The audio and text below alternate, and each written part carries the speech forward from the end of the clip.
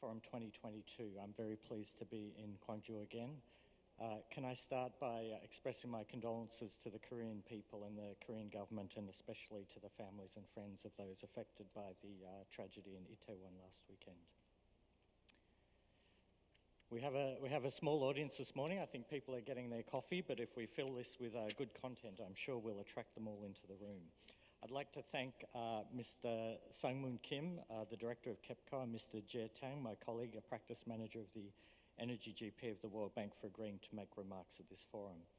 My thanks also to Mr. Chong-Suk Kim, the General Manager of KEPCO, and to his team for co-organising this forum and extending their warm hospitality to our World Bank team once again. As you know, energy is one of the things that is at the heart of economic development. We've had some disruptions and price hikes in energy markets in recent times, as you all know. And a country like Korea, of course, has very solid institutions, very solid infrastructure, solid frameworks, so it can deal with these types of periods of volatility. But the developing countries where the World Bank works, especially those that are energy importers, have more trouble dealing with these transitions. So supporting energy transition in developing countries is a central agenda for the World Bank. It's embodied in our climate change action plan for 2021 to 2025. And we're very happy that today we have some high-ranking utility officials from Pacific Island countries that have been able to join us at BIXPO. We want to learn more about the energy transition in Korea's power system and to share that experience with the audience. And to do that, we've invited 8 speakers and 3 panel discussion chairs. They'll be listed in your agenda, but let me mention the names. We have Mr. Mitsunori Motohashi, we have Professor Chin-Ho Park, Professor Kyung-Jin Bu, Professor Yong-Hoon Jung, Dr. Sang-Hoon Son, Dr. Yutak Kim, Mr. Han-Woo Ri, Mr. Jack Chong Gum, Mr. Frank Kyoda, Mr. Chris Fruyan, Mr. Abraham Simpson. Thank you all for joining us today. This forum has been co-organised by the World Bank Group and KEPCO since 2017. And we're very happy to continue to work with KEPCO on this. Our office here in Korea is a global innovation and technology hub for sustainable development within the World Bank Group, and we have a particular focus on digital and green innovation in our work. And that's one of the reasons that we value our partnership with KEPCO in organising webinars and forums such as the one you're at today.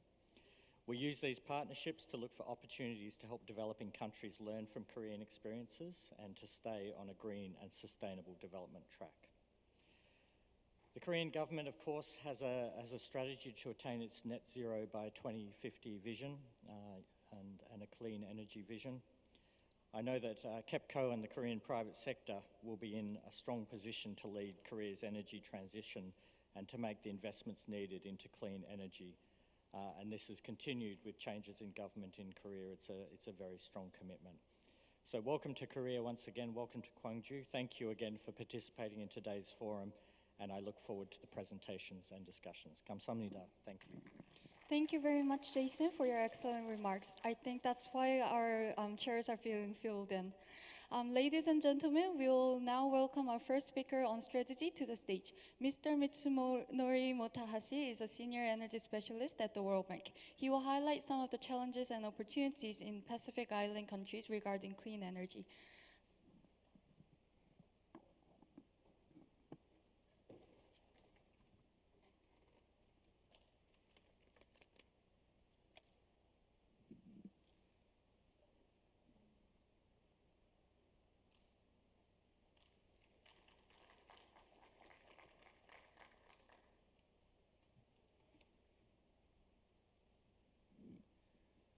Okay, good morning, 안녕하세요. My name is Mitsu Motohashi, and thank you, Hyunji, for the introduction, and thank you, Jason, for the excellent opening remarks. I would also like to echo Jason in expressing our sincere condolences to the victims of the tragic tragedy that happened on the 29th.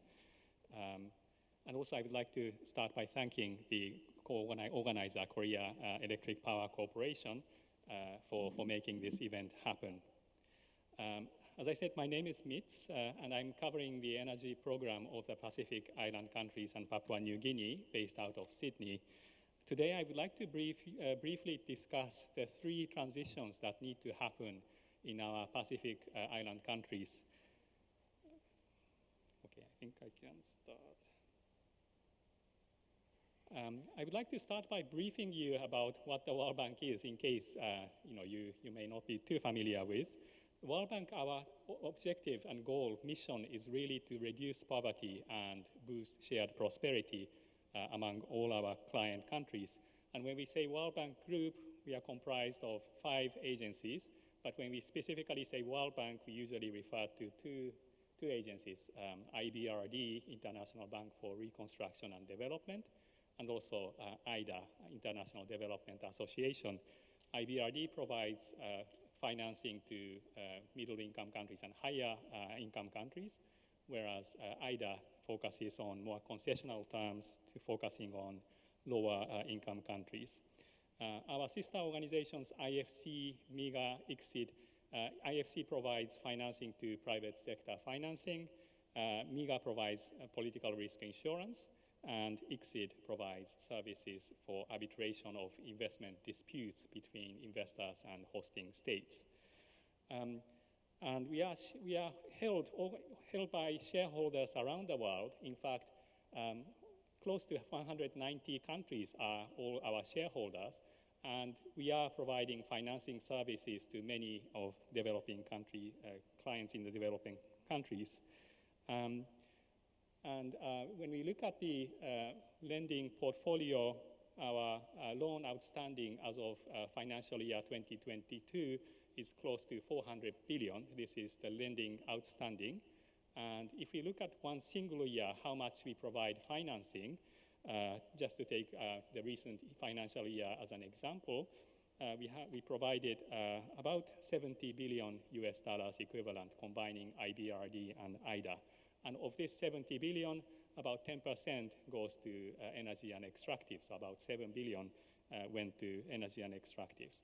The World Bank, we have staff from around the world, over 170 countries represented, and we are comprised of about 13,000 staff from around the world, and we are actively located in 130 locations. If we go back to, in terms of the relationship between Korea and the World Bank, it goes back to 1955 when Korea first joined the World Bank, IBRD. And over the years, the World Bank has had the opportunity to provide financing of 118 projects, totaling $115 billion equivalent. But more than this aspect, what is very remarkable about our partnership is that the partnership has evolved over time, and Korea is now the major contributor in terms of financing, in terms of knowledge and practices, and this is what we really appreciate. Looking at the energy sector alone, I was looking at the figures, and our projects there were quite active projects back in the 1960s, where the electrification rate of Korea, I found out, was about 12% in 1964. And just in the matter of 14 years, by 1978, this has reached 100%. So in the course of 14 years, from the 12% to universal access, it's a truly remarkable achievement of the country. And also, the World Bank has had a little bit of contribution towards the end of that. This is very relevant because some of the countries that I'm going to talk about in the Pacific are in the stage of accelerating electrification access. And also more in the recent years, the partnership between Korean KEPCO, KIAT, and other energy stakeholders and the World Bank, the stakeholders, the Korea has been sharing a lot of useful practices to our client countries in the areas such as renewable energy and battery storage, electric vehicles, and also energy storage, just to name a few. So we really appreciate this partnership. I would like to take you and invite you to look at our southern neighbor, just a few thousand kilometers from where we are today, and look at the Pacific and energy challenges and opportunities there. We are talking about, from the World Bank client countries perspective, we have 12 countries in the region. And if we look at the landmass of those land areas of the countries where we serve, the total land area is just over 500,000 square kilometers. So this is equivalent to the size of Thailand's territory, roughly speaking. But if we expand the perspective broader to include the oceans, exclusive economic zones, then the area becomes over 17 million square kilometers. And by the way, this is bigger than Russia's territory. So you could appreciate how big the stretch of an area we are talking about. And in fact, this is about 15% of the entire Earth's surface that we are covering in these Pacific Island countries. And this vast stretch of area is inhabited by barely 12 million people spreading in this area. And many of them are in PNG, Papua New Guinea, but also it's spread across the islands. The combined GDP is about 34 billion, and again, of which about 75% is in GDP, is in PNG, I'm sorry. And if we look at the diversity of the country, I mean, we look at Pacific as if it's one, but it's actually a very unique region, and it includes countries whose income is roughly $1,500 per capita, to higher income countries of over $14,000, $15,000 per capita. So it's a very diverse and unique region that we are working on. And if we start to focus on the energy sector challenges in the Pacific region, I would like to pick three themes, but I have a slide on PNG energy challenges, and I have another one more on the Pacific Island countries other than PNG. But first topic I would like to highlight, if you could look at the left bottom side, is how small the energy consumption of countries like Papua New Guinea is compared to other major economies. Just compare PNG's energy consumption per capita and Korea's, it's 27 times the difference. And the main reason why PNG's energy consumption is so low is because the access to energy, modern energy services, is very low. So first challenge that we want to address, and I want to highlight in the Pacific Island countries, is that of energy access. This challenge is very prominent in PNG, as it is highlighted here, but also it is prominent in a few other neighboring countries as well, such as Solomon Islands, Vanuatu, and also Micronesia. And if you look at not just electricity, but clean cooking as the energy challenges, the challenge is even more daunting because most of the countries do not have access to clean cooking solutions. And that's posing many challenges, including, for example, some of the communities cutting the traditional biomass, like mangrove trees, and that's encroaching on the biodiversity. And also, of course, it could create indoor pollution and other related challenges as well. So this energy challenge access is one of the things I would like to highlight from those data. That's a busy slide that you are seeing. Second challenge that I would like to highlight is that the region is very highly dependent on imported fossil fuels for power generation, transport, and other energy uses. In fact, of the total installed capacity of power generation, and that is just over 1.7 gigawatt, including Papua New Guinea and other Pacific Island countries, 65% of the power generation is dependent on imported fossil fuels. So that you can tell how unreliable and unsustainable that could be. And I would highlight 5 Pacific Island countries in particular, these Marshall Islands, Micronesia, Nauru, Palau, and Solomon Islands. their energy systems are dependent on, over 90% of their systems are dependent on fossil fuels for power generation. And this also creates the very expensive power systems and amongst the highest in the world. In fact, if we take an example like Solomon Islands, their electricity cost is almost 60 cents per kilowatt hour, and even higher at that point. In the past, it used to be even higher than that. So you could tell how this dependency on fossil fuel is itself a challenge, especially when times like this, when fuel prices are increasing, but also it's making affordability challenges for the people. And then the third challenge I would like to mention from those slides is to highlight how small Pacific Island countries' contributions are in terms of their greenhouse gas emissions, but on the other hand, how disproportionately they are affected by the climate change. In fact, our survey and research suggests that 7 out of top 20 countries that are highest among the most impacted countries from the climate change and economic losses, they are in the Pacific. So 7 out of the 12 countries I mentioned to you, that's a lot. High concentration of climate change vulnerabilities in these countries.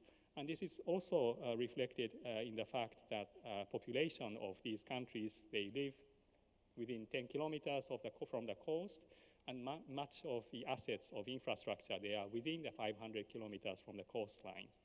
What is anticipated is that climate change is expected to aggravate the situation, and we really cannot wait for making the systems more reliant.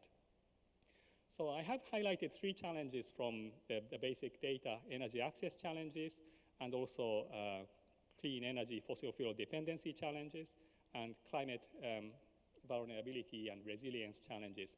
And these, I would like to argue, are the 3 transitions that we need to make in this region. The good news, positive news about the Pacific is that the leaders in the Pacific Island countries are not sitting idle. They have been taking proactive actions, and they have very bold visions for their countries. In the 2050 strategy for the Blue Pacific continent, or in their nationally determined contributions, or in the framework for energy security and resilience in the Pacific, what we call FESRIP, these visions are endorsed by the highest levels of the government in the Pacific Island countries, and they have ambitious plans to move away from the fossil fuel dependencies and increase the uptake of renewable energy. And if we look at the chart here, you'll notice that many of the goals are very ambitious, many 100% targets in many countries. And also, what is quite challenging is that some countries are starting from the low level base of renewable energy penetration as of now. So we do need to ramp up all our efforts to achieve and support those targets. And another thing what I would like to mention is, if we want to make those address those challenges, they are very they are very costly and capital intensive. In fact, if we look at the cost estimates, it's going to be at least several billions of US dollars that are needed to address those challenges, and that would require significant efforts in the building institutions and regulations and policies. We at the World Bank are taking those challenges very seriously, and we are very willing to support the government's efforts in making those transitions happen, because the poor and the vulnerable are disproportionately hit by the challenges of climate change. We have adopted what is called Climate Change Action Plan, covering the 5 years from 2021. And in the plan, we are focusing on 3 key items. We have introduced the diagnostics, CCDRs. We are making sure that all our operations are Paris aligned, and our climate financing will be ramped up. In fact, in the most recent year, FY22, we've committed over close to 32 billion US dollars for climate financing, but we will need to do more to help the countries achieve those transition goals.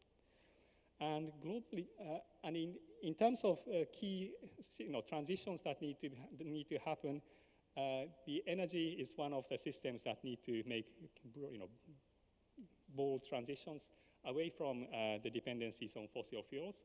And I would like to, I think given the time is now running, quickly run through some of the elements of our transition plans.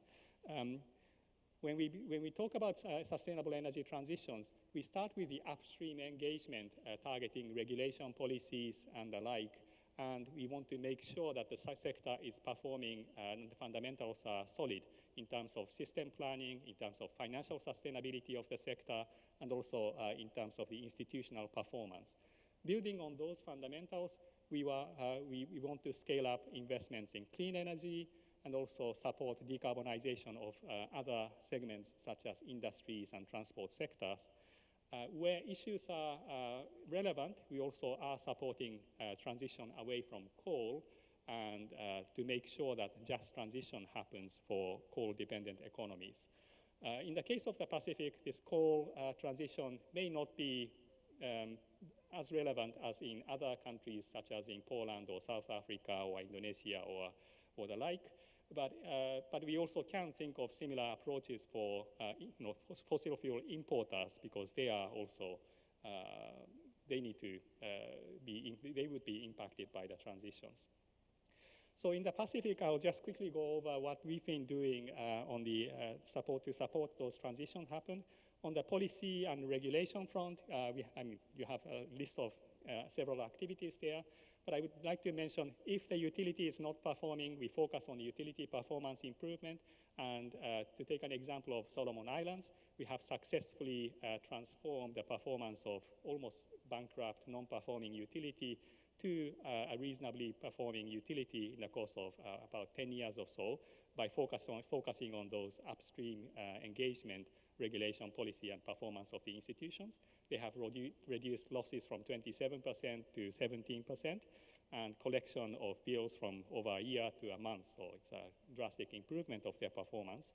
We are doing something similar in PNG, and these would serve as a foundation for integrating more renewable energy into the system. We are also doing upstream work on energy access in several countries, PNG and Solomon Islands included, and we start with geospatial planning and investment planning. And I would also like to highlight, we are starting to look into the climate resilience aspects of the Pacific Island countries. So we have done the vulnerability assessments of countries like Micronesia, Marshall Islands, Tuvalu, and Samoa, and we are willing to expand this kind of assessments to more countries in the region to support one of the transitions. And also we are quite active in investments into clean energy solutions. And you can see that where hydropower potential is there, we are doing major investments in hydropower in countries like Solomon Islands, and also we have been supporting PNG project development there. But we also have many solar-related investments, grid-connected solar, mini-grids, hybrid mini-grids across the region. And also we have been supporting other renewable energy, such as geothermal feasibility assessments and so on in the region. Maybe in the interest of time, I'll go quickly, and if you have any questions, I'd be happy to take them. And then in terms of the third pillar of our energy transition support, we are also supporting with other sector colleagues the introduction of pilot implementation of e-mobility in some countries in the Pacific. We have also done the assessment of what it takes to accommodate on the grid side, so some assessments have been done as well. And we also are working to look at the energy needs of the maritime transport with our transport sector colleagues as well. So all in all, we are doing, trying to cover comprehensively the energy transition needs of the Pacific. And we are active in the countries that you can see on the map here and addressing some of those priorities I mentioned to you.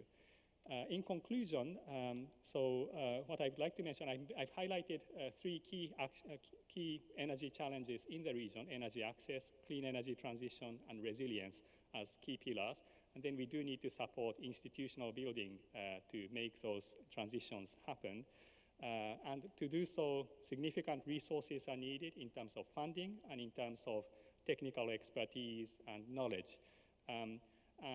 What I would like to highlight is amongst the Korean stakeholders, there are significant and rich experience that you have from your past experience and also from the present research and other capabilities. And what from the World Bank, we look forward to is to deepen our collaboration in this space and make sure that our clients in the Pacific Island countries can make those three transitions happen in a timely manner, because time is not in our favor. So thank you so much for your attention. 감사합니다.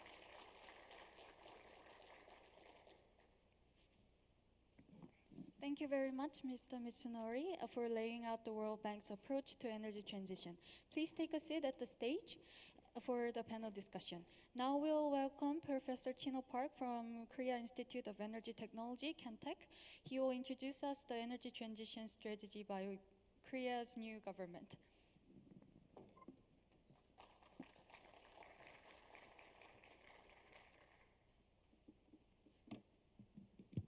Thank you for inviting me this,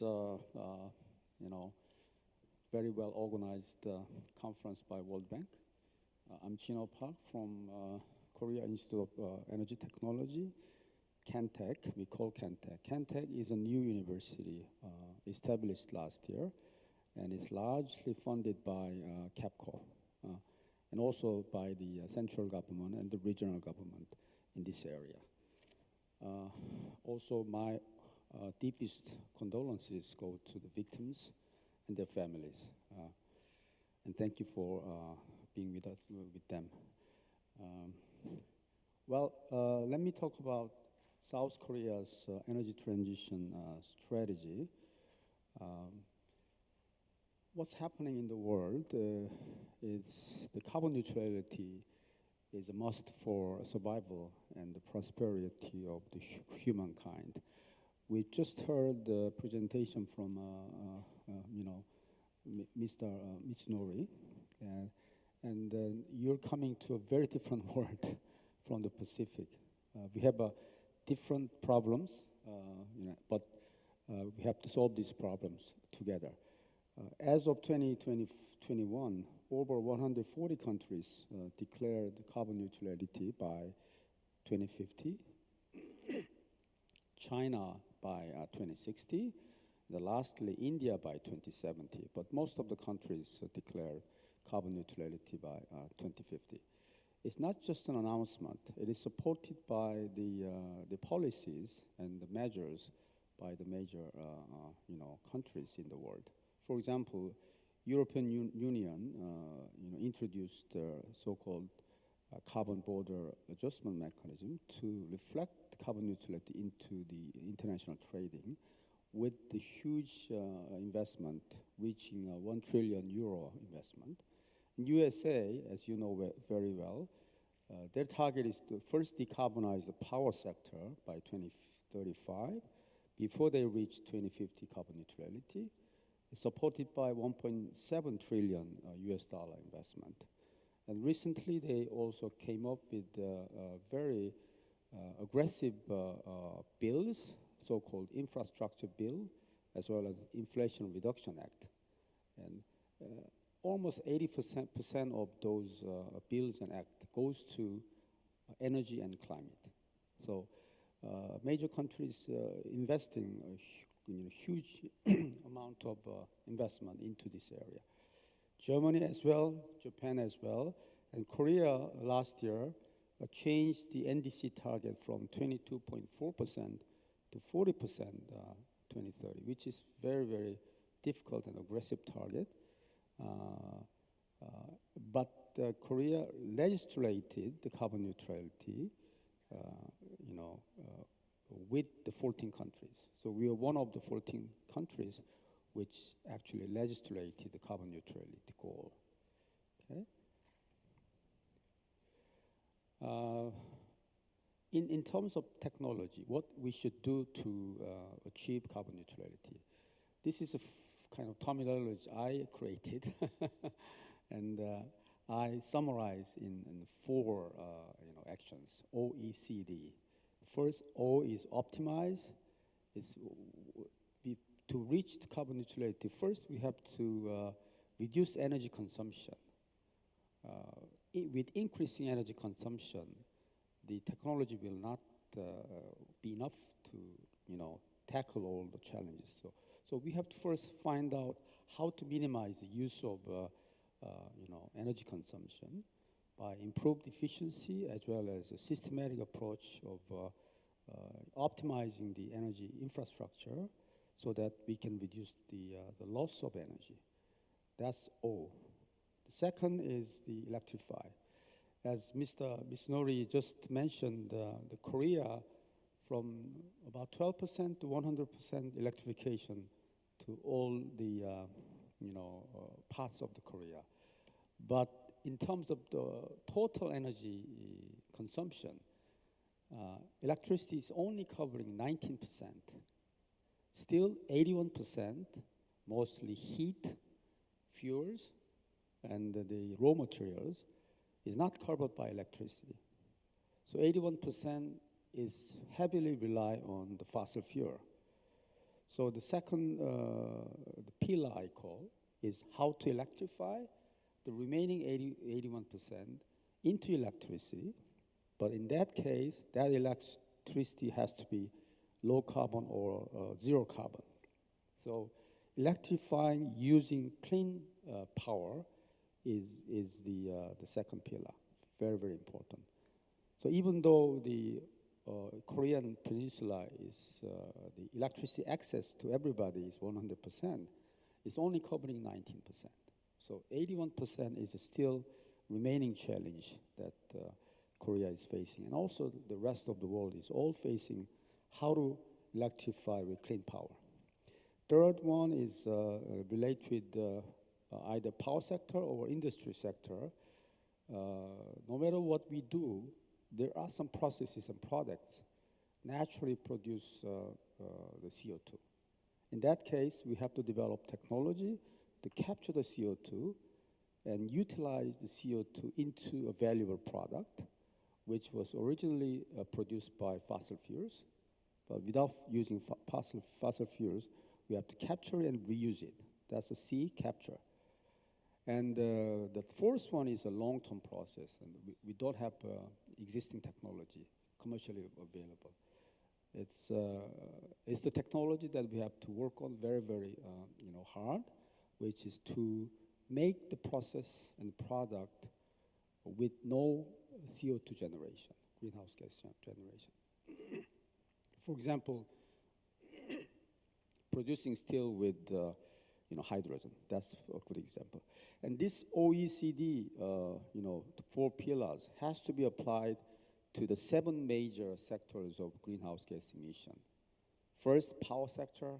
Second, industry sector. Mobility sector. Building sector. The agriculture sector. Forestry and waste. Those 7 sectors are the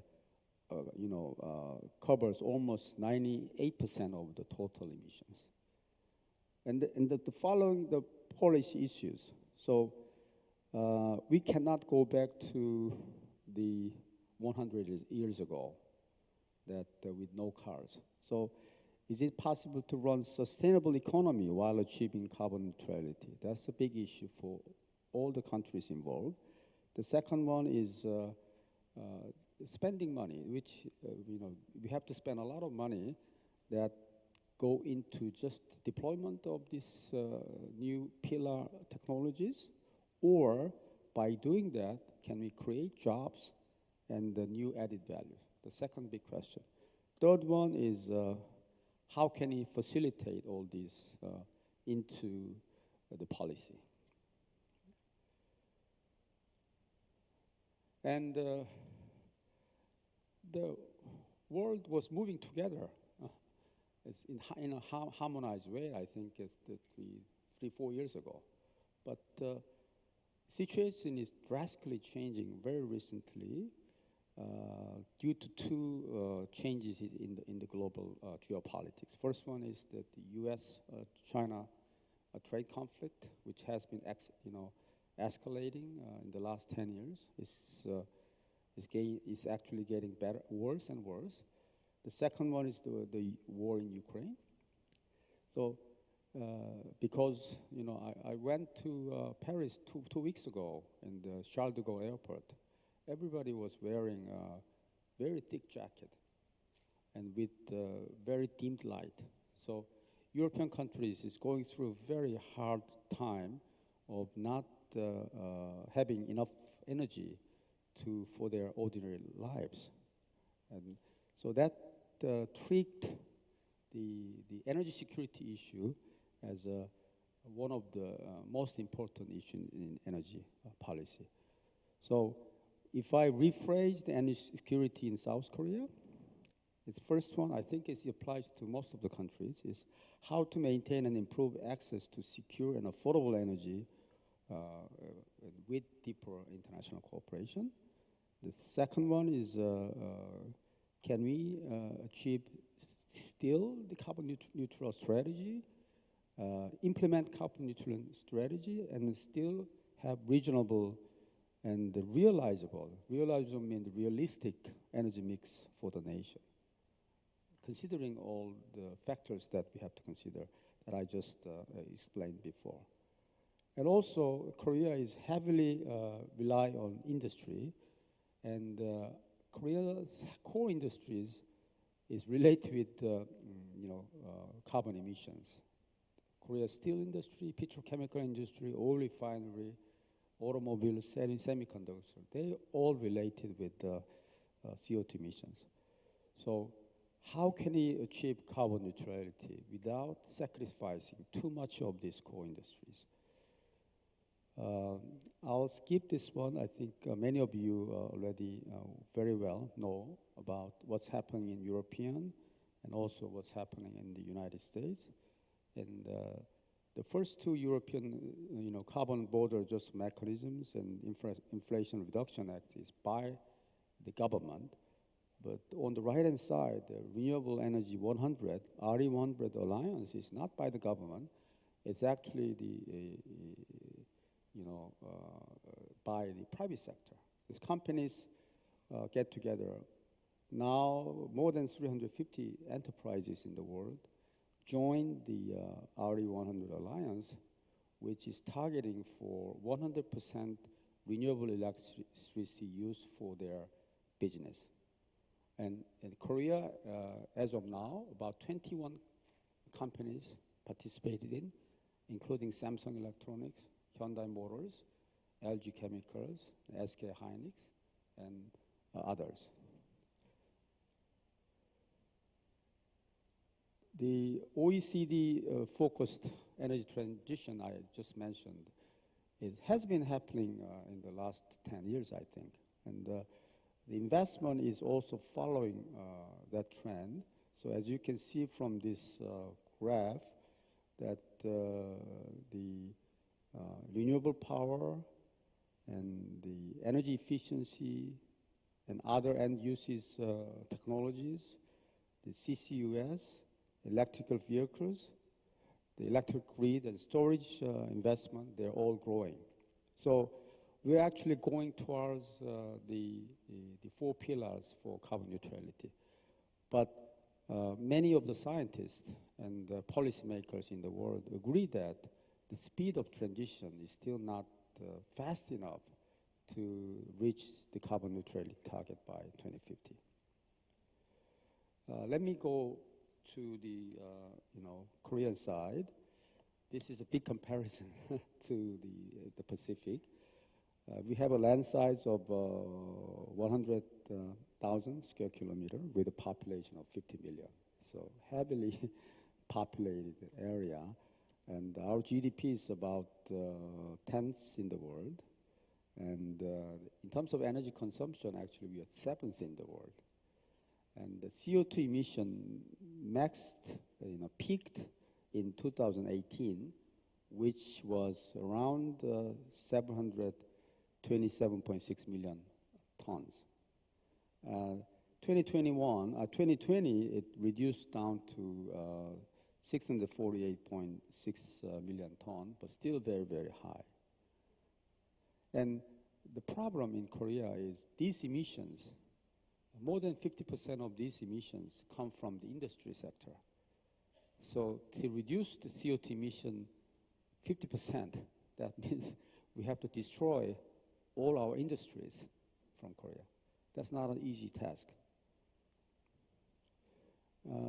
If you look at the statistics, I think I can give you this slide, because too busy slide with a lot of information.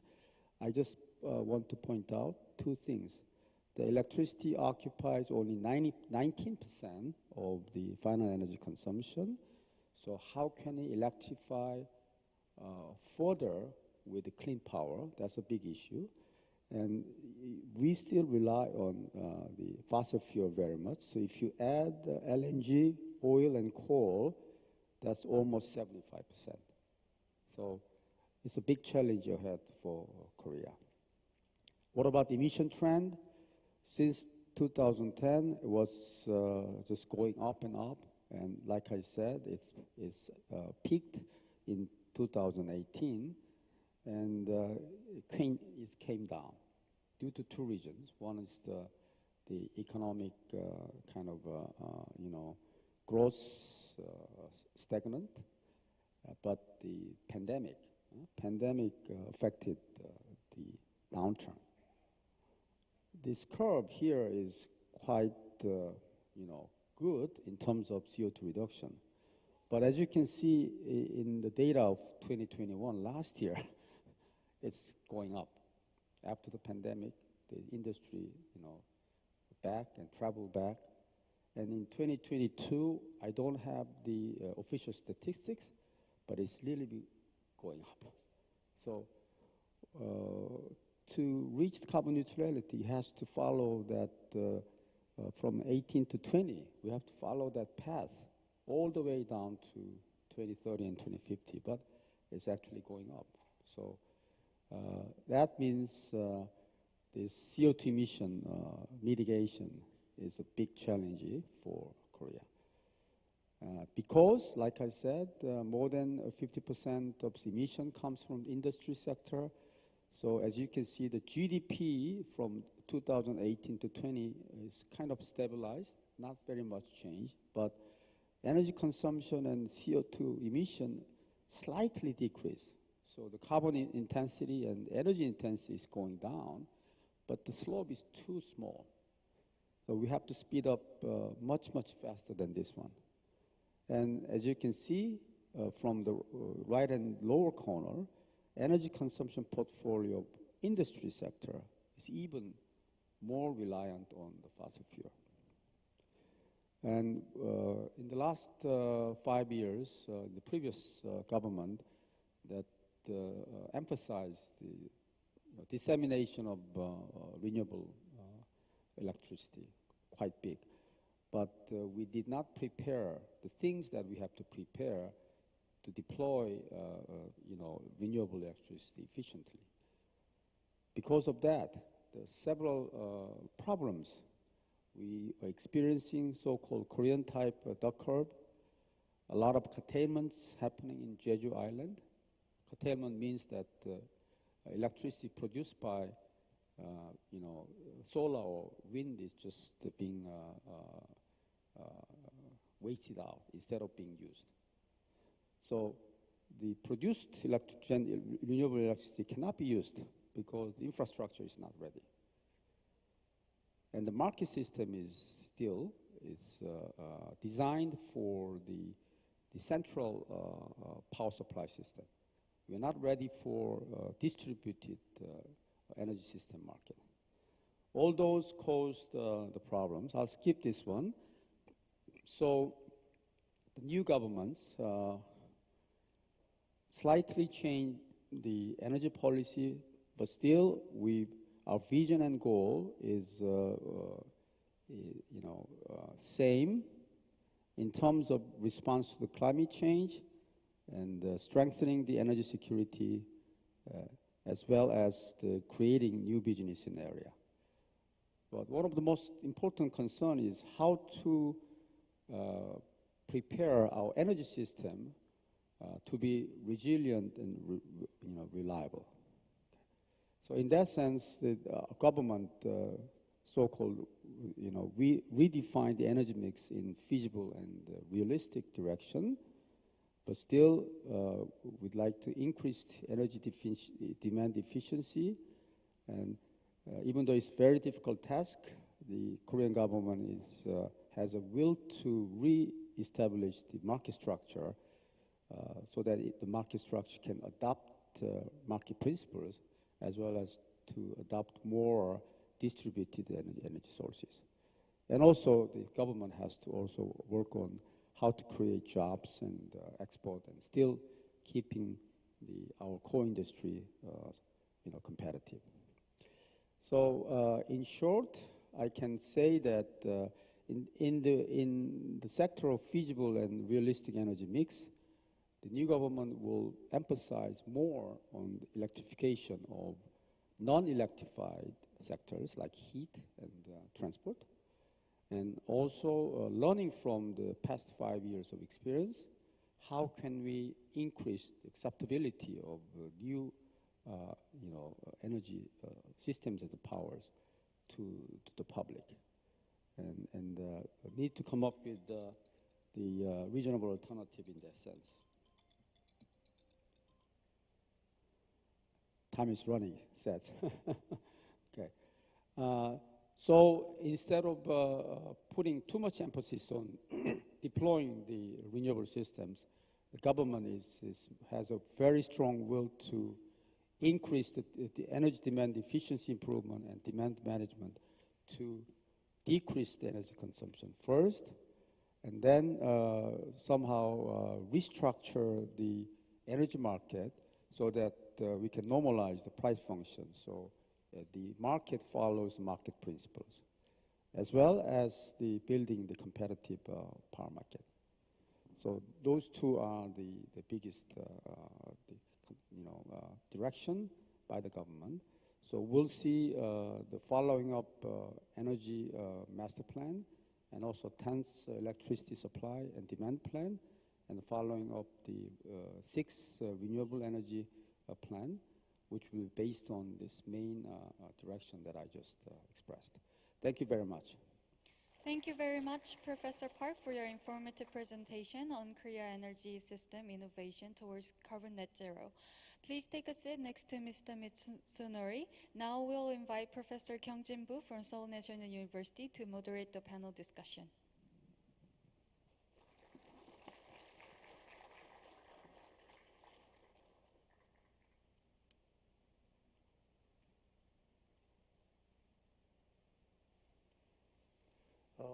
Thank you very much for inviting me to moderate. Maybe I'm from Seoul National University and teaching some kind of energy and environment related some issues, and also policy development and economic analysis. And first of all, I'm very sorry what happened in the other day in Itaewon. And actually, it's special for me because I've been spending many years there as a KATUSA, Korean augmentation to the United States Army. So it's special for me. So very deep condolence to the who died there. Okay, and let me talk about some energy transitions like. What the two presenters mentioned and talk about. And my idea is like a system is based on, it is starting from the energy transition, but it's two pillars. Other guys talking about the 4 pillars, but basically the supply side is renewable energy, and the demand side is demand energy efficiency. So also, climate change is like we have 2 pillars, like mitigation strategies and adaptations. And Mr. Motobashi, yes, my pronunciation right? Okay, Motobashi talk about the PICs, and actually I've been working for the PICS as ADB advisors. And the PICS Pacific Island countries is most vulnerable to the climate change. So at the time, we talk about the energy efficiency. And the PIC countries mostly small and population is not so big. And their income is coming from the tourism. So building sector is very important. So that's why we are talking about the energy efficiency, how we reduce energies, cost effectively use that energies. So maybe later I'll talk about a little bit detail, but right now let's move to the the presentation, and also the next, the Gino Parks. Thank you very much for your very maybe in-depth and invaluable presentation about the Korean energy transitions. So the energy transition background is to have a long history from the Kyoto Protocol to the Paris Agreement and climate change, new climate regimes. And also we are talking about the hydrogen economy emerging. And you talk about the 4 pillars of net zero. And very interesting that the OECD, you invented that one, and probably it will be maybe academically very special cases for you to maybe spread all the good news in terms of this OECD. So my idea is like we have talking about the three things, like economy, energy, and environment. That's sector coupling things. And basically, maybe from the full cycle chain of supply chain and things, and probably you can talk about some circular economy. You included the waste part, and all the including those energy and economy and other sectors too. So maybe plus 4th industrial revolution thing. You know that AI, CBM, AI and Internet of Things, and cloud computing, and big data and mobile. So this ICT technology may be integrated with each other, other technology. Maybe we can like talk about the smart city and smart community. Your country has started talking about the smart community.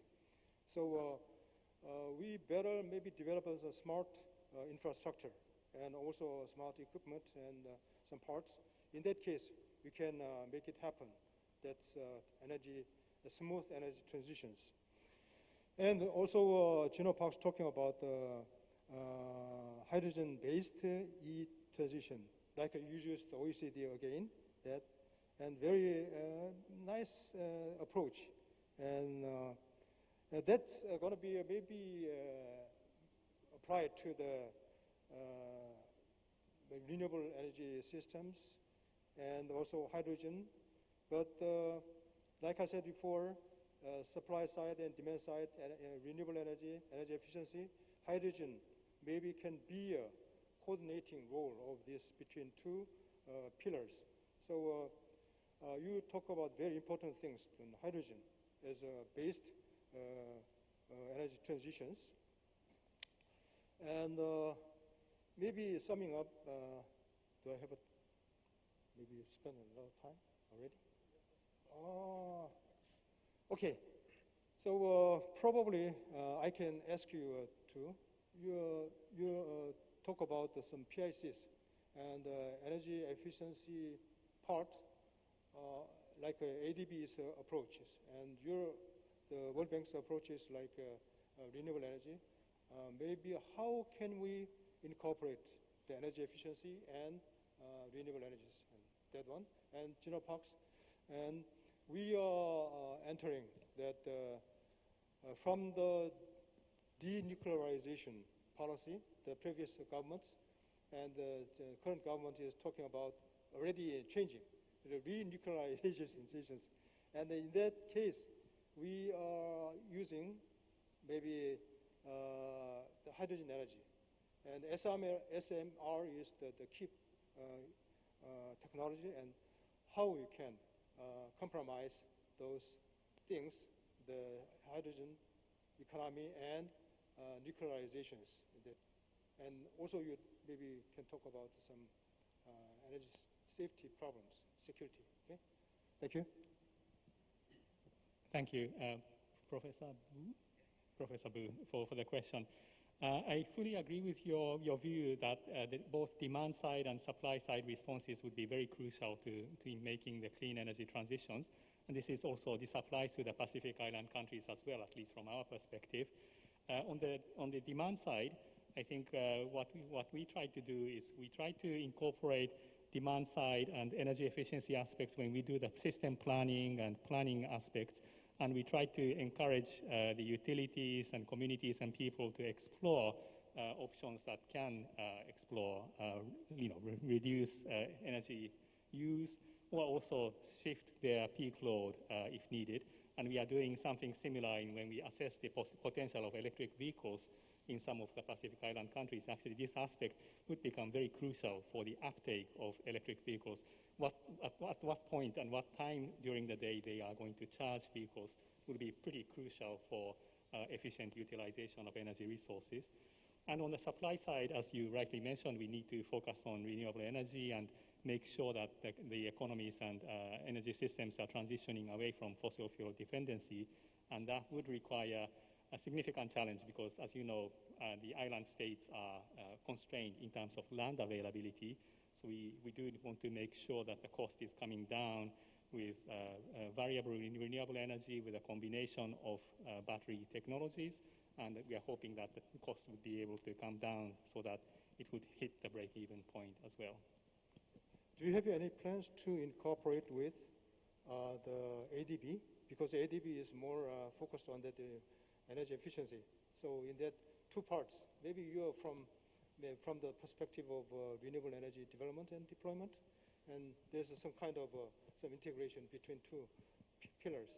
So any future plan to? Yes, I think we should work together with ADB. We are constantly in touch with them.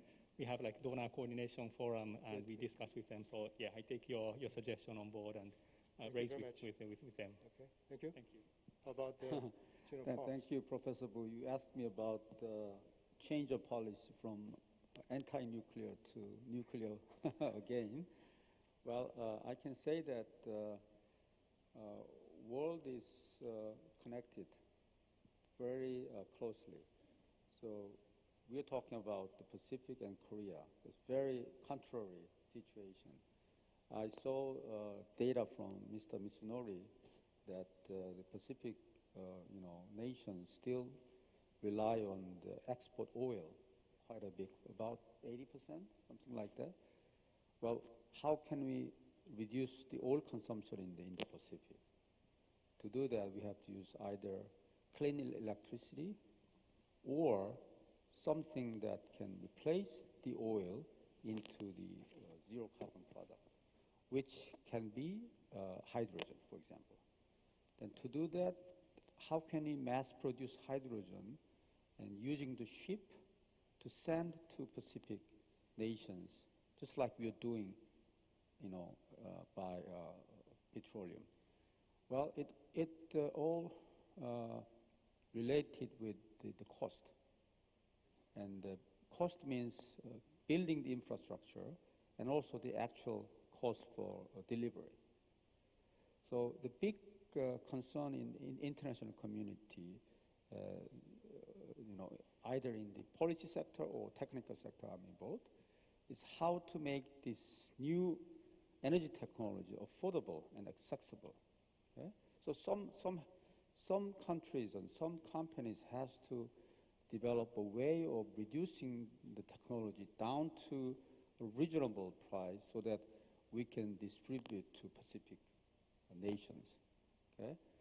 So Korea has a role in that sense. So because we have a very good technology in the battery, energy storage technology, the price is going down and down.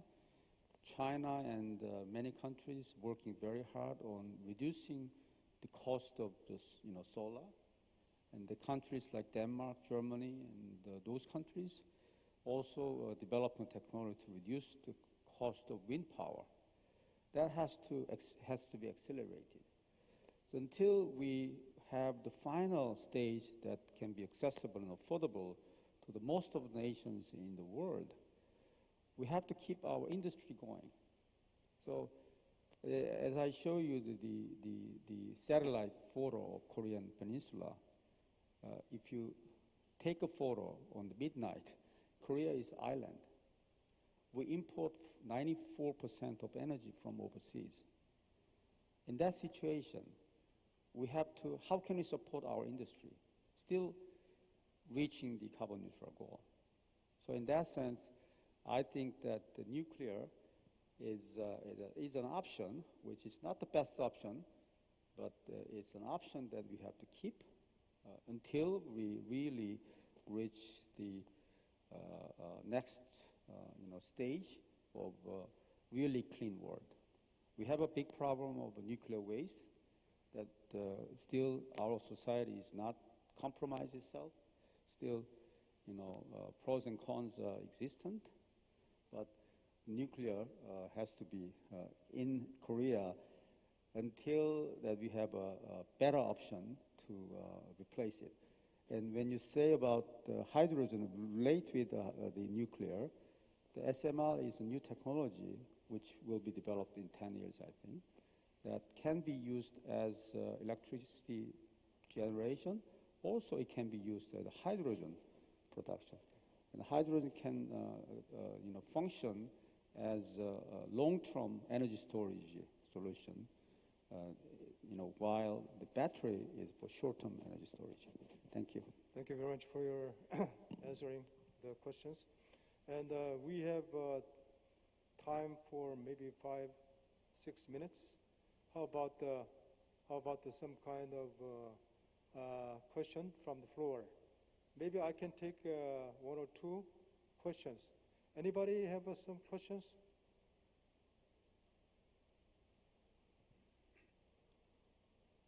Okay. First.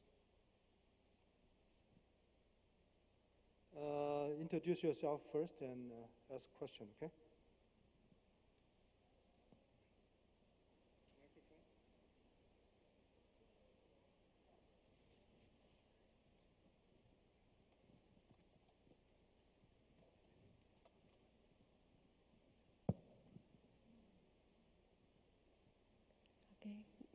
Good morning, everyone, and thank you so much for your insightful presentation. So based on the information on the slide, I can see that right now, like the energy mix in Korean is not much on injection of renewable energy, and your policy is focused on electrify those sectors that are not have electrified yet. So what is your next 5-year policy in the power plant? How many percentage that you expect the renewable energy inject in your energy mix? Okay, probably. Professor Park. I can answer very shortly. The new energy mix plan is about keeping about 30% of nuclear power and reaching, right now we have about 4% renewable, but we'll reach that level up to 21.8% by 2030. 2030 is 8 years from now. So to do that, we have to build at least 5 gigawatt per year in the next 7 years to reach from 4% now to 21.8%. So total 50%, 30% comes from nuclear and 20% comes from renewable. Thank you. One more question for the Professor Mitsunori? For him. Okay. Thank you, Professor. Introduce yourself. My name is Kevin Chalo, a student of Seoul National University. under IPP, International Energy Policy Program. Thank you very much for the wonderful presentation. So I have questions for the two presenters. So the first one, it's about the 4 pillars, the OECD. That is very insightful. So in this year, EU stated that natural gas and nuclear are now part of the green taxonomy. For them, it's a catch-22 situation. You mentioned France, that they are trying to survive because there's lack of energy, so that is survival. But then also we are trying to see net zero. If then you're saying natural gas and nuclear are part of green taxonomy, are we derailing ourselves, saying that we are taking maybe 1 step forward and 2 steps back? The second question is on Pacific island countries. There is this discussion going on super grid. Do you think if those countries are collaborated in the same, are they going to help them, or are they going to make them maybe have challenges? Because also doing the super grid is quite expensive. Thank you very much. Maybe we can answer the second question because there is time limit, okay? For the... Okay, thank you for the question. I think supergrid concept is an interesting one. For the Pacific, I think we do really need to, as you rightly mentioned, look at the cost and benefit of connecting those. I think within the islands, yes, there is still room for expanding the network, densifying the network, and so forth. But if you are talking about across countries, across islands, then it really becomes a question of cost and benefit, and we do need to do a very thorough assessment of there. Okay. No more questions because we are already running out of time. I can answer him very shortly. Very short? Okay, Yeah, just yeah. less than 1 minute. I have to correct your question. You said nuclear was out of taxonomy, but actually it is in. After a long debate, nuclear is in the taxonomy now. If you can handle this spent fuel issues, okay? Thank you very much for your presentation. Very excellent. And the floor, the participations. Thank you very much. And maybe I have prepared some kind of summing up, but I have no time to do that. Okay, let's conclude. And this session for next session, okay? Thank you very much for your participation. Thank you very much, Mr. Mitsumori Motohashi, Professor Chino Park, and Professor Kyung Jin-bu for your insightful discussion. You may all go back to your seat. Let's give them a big round of hands. Now I'll hand over the mic to Mr. Sung-hee Yang to MC the second half of the session.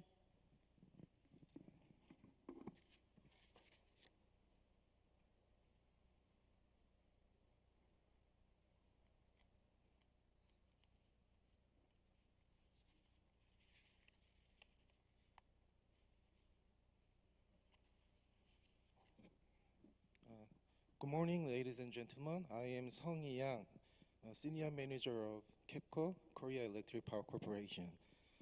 It is a great pleasure and honor for me to be here with you today, and I'll be the MC for session 2 of today's forum. We do not have a coffee break in between sessions due to time constraints. For those who need break, feel free to get some fresh air, but please make sure to be back soon. In session 2 on implementation, following the strategy-focused session 1, we'll hear from various experts about actual energy transition projects and cases taking place in Korea and Pacific Island countries respectively. Now, let's invite our speakers on energy transition in Korea. First, Dr. Sang-hoon Son, Chief Researcher from JLI, Jeju Research Institute, will introduce us e-mobility policy and remarkable projects of Jeju Island. Dr. Son, please.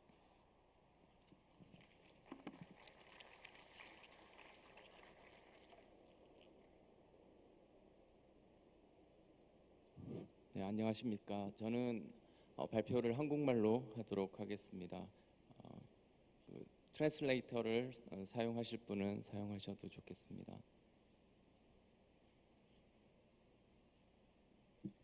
이번 세션의 주제가 에너지 전환 사례입니다. 전기차는 내연기관 화석연료 중심의 수송 분야를 전기로 전환하는 내용이 되겠고요. 커피 브레이크가 없는 대신에 여러분의 환기를 돋구기 위해서 몸은 여기 있지만 마음과 정신은 제주도로 가도록 하겠습니다. 저는 손상훈이라고 하고요. 전 제주연구원에 근무하고 있습니다. 제주연구원은 제주도의 펀딩을 받아서 종합정책을 연구하는 지자체 연구기관이 되겠습니다.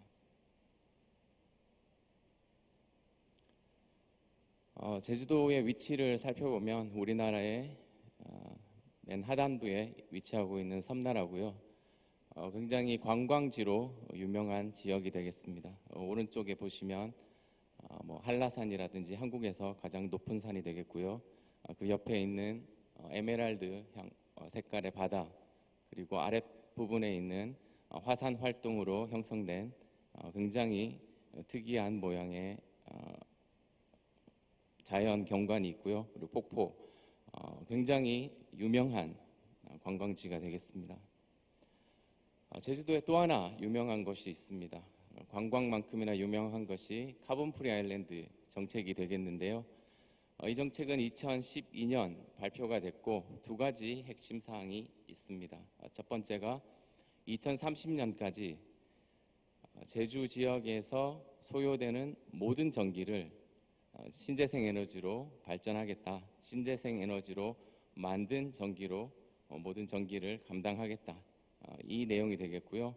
또 하나의 굉장히 야심찬 목표가 뭐냐면 2030년에 제주 지역에서 운행되는 모든 내연기관 차량을 전기차로 전환하겠다는 목표가 되겠습니다.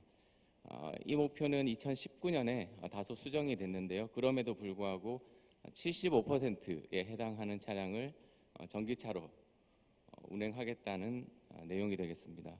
이 카본 프리 아일랜드 정책에서 전기차의 역할에 대해서 말씀드리고 싶습니다.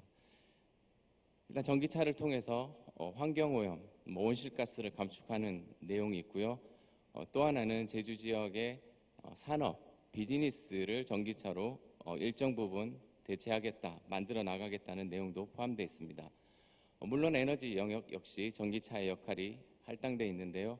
즉 신재생 에너지로 생산된 전기를 전기차로 저장하거나 혹은 수송 분야 전기차로 활용하는 내용이 되겠고요.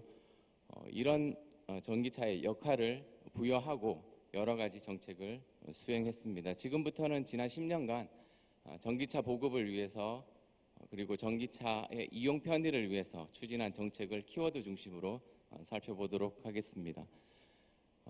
벌써 10년이 됐는데요. 전기차를 보급하기 시작한 지 그 10년 전에는 전기차가 과연 내연기관차를 대체할 수 있을까? 그리고 우리가 기대하는 만큼의 성능이 있을지, 그리고 그 당시 때의 그 일회 충전단 주행 거리를 살펴보면 우리가 기대하는 것만큼 크지 않았던 것도 사실인데요. 그래서 여러 가지 정책이 시행됐습니다. 굉장히 그 높은 수준의 전기차 구매 보조금이 지급됐고요. 이 구매 보조금은 중앙정부와 지방정부가 매칭해서 지급이 됐습니다. 뿐만 아니라 세금 감면 혜택 역시 부여됐습니다. 두 번째 정책은 그 당시 때 전기차 성능이 지금 수준보다는 떨어졌기 때문에 여러 가지 공공 분야 위주로 보급을 했었고요. 공공 분야도 보급했을 뿐만 아니라 참여를 원하는 사업용 자동차 역시 독려를 해서 보급을 했습니다. 그때 택시 분야에서도 주행 거리는 짧지만 일정 부분 전기차로 활용을 했습니다. 세 번째 가장 핵심 정책 중에 하나는 여러 가지 수단과 방법을 가리지 않고 충전기를 구축하는 데 굉장히 많은 노력을 기울였습니다. 전기차 이용 만족도 조사를 하면 가장 큰 영향을 미치는 것이 충전기의 이용 편의가 되겠고요. 그런 여러 가지 학술적 결과, 실증적 결과에 따라서 제주 지역은 충전기를 보급하는 데 굉장히 많은 노력을 기울였습니다. 네 번째 핵심 정책은요. 그 당시 때만 해도 전기차에 대해서 정보가 없거나 전기차에 대해서 여러 가지 안전 문제에 대한 우려가 있었기 때문에 이런 부분에 대한 공공교육 그리고 전기차 이용자들에 대한 집체 교육을 전국에서 가장 먼저 실시했었습니다.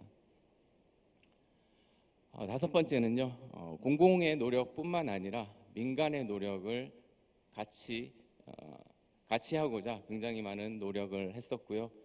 그리고 그분들에게 뭐 조금이나마 인센티브를 줄 수 있도록 노력을 했습니다. 예를 들면 주차 요금 감면이라든지 그 당시 때 일정 기간 동안 충전 요금 무료 정책이라든지 그 전기차의 성능이 우리가 기대하는 수준만큼 올라올 때까지는 여러 가지 인센티브를 부여했고요.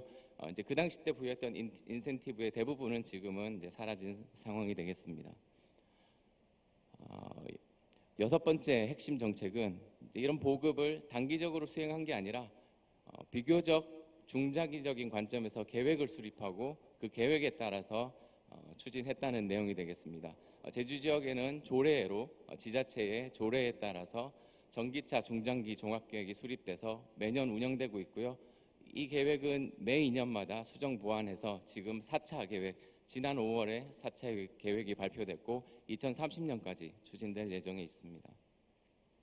나머지 일곱 번째, 여덟 번째는 전기차 그 당시 때는 이제 전기차에 대한 체험 기회가 없었기 때문에 여러 가지 체험 기회, 이벤트들 이런 것들을 같이 해서 전기차에 대한 홍보도 강화했던 내용이 되겠습니다. 그래서 지금 이 시점에서 9월 1일 기준인데요. 제주 지역의 전기차는 전체 차량의 7%가 전기차가 됐고요. 28,000대 정도로 운영되고 있습니다. 보급은 훨씬 많이 됐는데 그 사이에 보급된 차량들이 폐차가 되기도 했고 수출도 되기도 했고 또 이전 사례가 있었기 때문에 저희가 이제 등록 기준으로 봤는데요. 등록 기준은 현재 7%가 되겠습니다. 이런 전기차가 제주 지역의 특색은 승용차에만 한정된 것이 아니라 개인용 자동차에만 한정된 것이 아니라 버스, 트럭도 개인 트럭, 사업용 트럭, 택시, 렌트카 그리고 관용차 다양한 구성을 이루고 있다는 게 장점이 되겠고요. 그래서 각각의 영역별로 그들의 운영 행태 그리고 활용도가 서로 다른 상황입니다. 아까 말씀드렸듯이 충전기 역시 굉장히 많이 보급이 되어 있는데요. 전체 2만 1,000기의 충전기가 구축이 되어 있습니다. 그 중에서 개인이 쓸 수 있는 개인용 충전기가 16,000, 모두가 쓸 수 있는 개방형 충전기가 4,000기쯤 되고요. 급속 충전기 50kW 플러스 알파급에 해당하는 급속 충전기가 2,000개, 7kW 혹은 그 이상의 완속 충전기라고 부르는데요. 노멀 충전기가 18,000기, 그리고 콘센트를 꽂아 쓰는 충전기 역시 400개 정도가 있는 상황입니다. 저희가 이제 여러 가지 이 충전기 설치를 어떻게 할지 굉장히 많은 전략에 대해서 고심을 하고 있는데요. 그 중에 하나의 노력이 저희는 집에 이용할 수 있는 충전기의 비율을 높이려는 방향으로 충전기를 구축하고 있고요. 그리고 직장에 이용할 수 있는 충전기의 비율을 높이려는 방향으로 하고 있습니다. 매년 전기차 이용자 1,000명을 대상으로 조사를 하고 있는데요. 2021년 결과가 되겠습니다. 직장에 혹은 집에 충전기 이용 가능한 충전기가 있습니까? 라는 질문에 76.3%에 해당하는 분이 집에 이용 가능한 충전기가 있다. 개인 소유가 될 수도 있고 공공 충전기가 될 수도 있습니다. 직장에 있느냐라는 질문에는 50.1%가 그렇다라고 답변을 했고요. 충전기 구축 전략은 이 비율을 높여가는 것이 저희의 전략이 되겠습니다. 산업적 관점에서도 여러 가지 활동을 수행을 했는데요. 2019년에 규제자유특구라는 중앙정부의 제도가 있었고요. 법제도에 따라서 막힌 규제 혹은 불분명한 사안에 대해서 먼저 시험, 실증할 수 있도록 해주고 그게 성공하면 전체 법제도를 바꾸겠다는 내용이 되겠고요. 그 중에 하나를 소개를 하면 2014년부터 구축한 충전기는 50kW급이 되겠습니다. 그런데 이제 지금의 전기차 주행거리라든지 성능을 봤을 때는 50kW급이라 하더라도 상당한 충전 시간이 걸립니다. 그래서 지금 깔고 있는, 구축하고 있는, 설치하고 있는 충전기는 100kW급인데 그렇다고 해서 기존에 설치된 충전기를 없애거나 또 대체하기에는 추가적인 비용이 소비되기 때문에 떠올린 아이디어가 50kW급 충전기는 그대로 두고 옆에 보조 배터리 형식으로 ESS를 붙여서 총 출력 100kW급으로 만들자라는 내용이 되겠습니다. 이 부분이 지난 2년간 실증을 했고요. 지금은 전국을 대상으로 사업화가 진행 중인 상황입니다.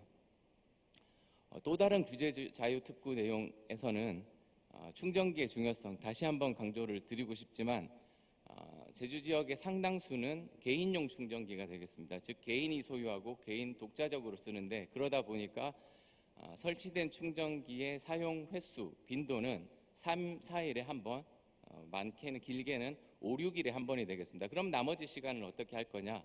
이 나머지 시간을 공유를 하자. 즉 집에 혹은 직장에 설치된 그리고 호텔, 레스토랑에 설치된 개인 소유의 충전기를 쓰지 않는 시간에 충전기 운영사업자에게 위탁을 해서 그 위탁사가 충전이 필요한 사람들에게 정보를 제공하고요. 그래서 발생하는 수익을 충전기 소유자와 그리고 위탁사업자가 나눠 갖는 형태가 되겠습니다. 이 사업 역시 지난 2년간 훌륭하게 실증을 마치고 지금 전국을 대상으로 사업화가 진행 중인 내용이 되겠습니다. 이게 커다란 장점인데요. 동일한 자원을 투자하면서도 그 전에 비효율적인 부분들을 크게 개선했던 내용이 되겠습니다. 그리고 또 하나의 사업은 충전기를 설치하게 되면 한국에서는 충전면까지 전기차만 전용으로 사용하는 충전면이 되기 때문에 충전기 설치에 어려움을 겪는 공동주택이 많았습니다. 왜냐하면 주차할 수 있는 공간까지 제약을 받기 때문인데요. 그래서 떠올린 아이디어가 어디에 주차를 하든 이렇게 사람들이 끌고 가서 이걸로 충전을 하자는 아이디어고요. 지금은 이렇게 사람이 끄는데 이 기업의 장래 목표는 로봇 충전기가 되겠습니다. 즉 내가 주차를 하고 앱으로 어디에 주차를 했다는 정보만 입력을 하면 이 로봇 충전기가 와서 야간 시간대 혹은 필요한 시간대 충전을 하는 내용이 되겠고요. 이 기업 역시 훌륭하게 실증을 마치고 현재 사업화를 진행하고 있습니다. 그럼 이런 여러 가지 10년의 계획들 제주에는 상당히 체계적으로 진행되고 있다고 말씀을 드렸는데요. 그 체계적으로 진행하기 위해서 제주 지역에서 마련한 것이 전기차 중장기 종합계획이 되겠습니다. 지난 2022년 5월에 4차 계획이 됐고요. 3가지 목표가 있습니다. 전기차 보급 그리고 충전기 보급을 끊임없이 지속적으로 추진하자. 그리고 이미 전기차를 이용하고 있는 분들에게 그리고 앞으로 사실 분에게 전기차 이용이 편리한 환경을 구축하자. 그리고 마지막으로 이런 토대 하에서 제주 지역의 전기차 산업 생태계를 육성해보자라는 게 3가지 목표가 되겠습니다. 이 계획에서 한 30가지의 과제가 있는데요. 30가지의 과제 중에서 제가 시간 관계상 굉장히 좀 주목하거나 공유할 만한 몇 가지 프로젝트를 소개하려고 합니다. 첫 번째 전기차 보급 분야가 되겠습니다. 한국에서는 전기차 구매 보조금 제도가 있는데요. 즉 중앙정부와 지방정부가 전년도에 예산 규모와 보급 가능한 대수를 목표를 잡고 그렇게 지급을 하고 있었는데요. 이제 그러다 보니 어떤 문제가 생기냐면 더 보급할 수 있음에도 불구하고 즉 더 살려는 사람이 많음에도 불구하고 잡힌 예산 규모 안에서밖에 보급을 할 수가 없다. 또 하나는 이 보조금을 지방정부와 중앙정부가 같이 만들어야 되기 때문에 바로 옆 지자체 행정구역에 나눠져 있을 경우 서로 형평성에 어긋나는 문제가 있었습니다. 그래서 이 제도를 사전적으로 하지 말고 전기차는 자유롭게 구매하되 이 구매한 부분들을 연말정산이라든지 법인세 감면 등의 사후 정산 체계로 가져가자는 내용이 되겠습니다.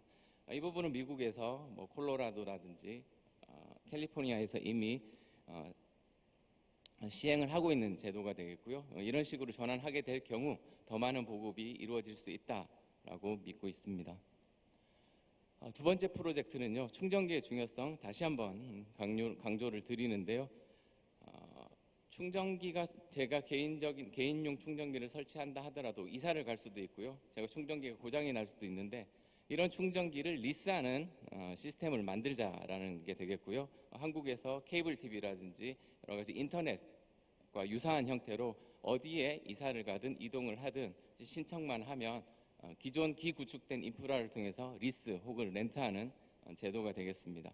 이런 부분들은 현재 대기업들이 충전 서비스 시장에 참여를 하고 있기 때문에 곧 이루어질 수 있다고 생각을 하고요. 다만 공공에서 어떤 사업 구도를 가져갈 것인가의 리드가 필요한 상황이라고 생각하고 있습니다. 세 번째 주목할 만한 프로젝트는 전기차 산업과 관련된 내용인데요. 전기차로 그 용도가 다한 배터리는 전기차로는 용도를 다했지만 여전히 70% 혹은 그 이상의 성능을 가지고 있습니다. 이 배터리를 어디에 다시 사용할 것인지, 그리고 전기차 부품, 굉장히 고가의 부품, 성능 좋은 부품 역시 사용할 수 있는 여지가 있는데 아직 이 부분에 대해서는 크게 연구가 진행되고 있지만 앞으로 더 무궁무진한 영역이 되겠습니다. 이 부분에 제주가 주목해서 재사용, 재활용 이런 부분에 대해서 투자와 정책을 더 집중할 예정에 있습니다. 마지막 네 번째 부분이 되겠고요. 앞선 발표에서 제주 지역의 신재생 에너지의 출력 제한, 커테일먼트에 대해서 얘기를 했는데요. 전기차를 자원으로서 활용을 해서 이 부분을 해결하자는 프로젝트 역시 제안이 됐습니다. 즉 출력 제한이 발생하는 낮 시간대 전기차들이 충전을 하도록 유도함으로써 출력 제한의 빈도와 비율을 낮추자는 제도가 되겠고요. 현재 플러스 DR이라는 제도로서 시험 단계에 있습니다. 이 부분도 주목할 만한 내용이 되겠고요. 그 외에도 전기차는 모르겠으나 전기버스를 직접 지역에서 만들어서 자생적으로 운영하자는 그런 내용들, 그리고 기보급된 전기차를 활용해서 온실가스 외부 사업으로 추진하자는 내용들도 이번 계획에 포함되어 있고요. 이런 여러 가지 측면이 필요한 이유는 전기차 보급을 원활하게 하기 위해서는 보급 자체만으로는 안 된다. 이용 편의 정책 역시 중요하고 산업 정책 역시 중요하다. 저는 그렇게 믿고 있고요. 지난 8년간의 제주 지역에 쭉 흘러간 내용들을 보면 이 믿음이 틀리지 않았다라고 생각을 합니다. 이 마지막 그림은 제주 지역에서 아주 아름다운 도로가 되겠는데요. 특정 시기에는 위에 있는 벚꽃과 아래에 있는 유채꽃이 핍니다. 그렇지만 여기에 내연기관차가 같이 다니기 때문에 도보를 하기에는 굉장히 아직은 취약한 상태인데요. 머지않아 이 부분이 다 전기차로 바뀌게 된다면 좀 더 쾌적한 환경에서 우리가 더 멋진 이런 풍경들을 누릴 수 있지 않을까라고 생각하면서 발표를 마치도록 하겠습니다. 네, 감사합니다. Thank you, Dr. Song, for your informative and very beautiful Jeju Island's energy transition story. Please take a seat for panel discussion later. Now, Dr. Yuta Kim, team leader from KBIA, Korea Battery Industry Association, will present on the current status of ESS in Korea. Dr. Kim, over to you. Thank you. Good morning, my name is Yuta Kim. I'm from the Korea Battery Industry Association. Today I talked about the Korea energy storage technology and various kind of the demonstration, including to the Ireland.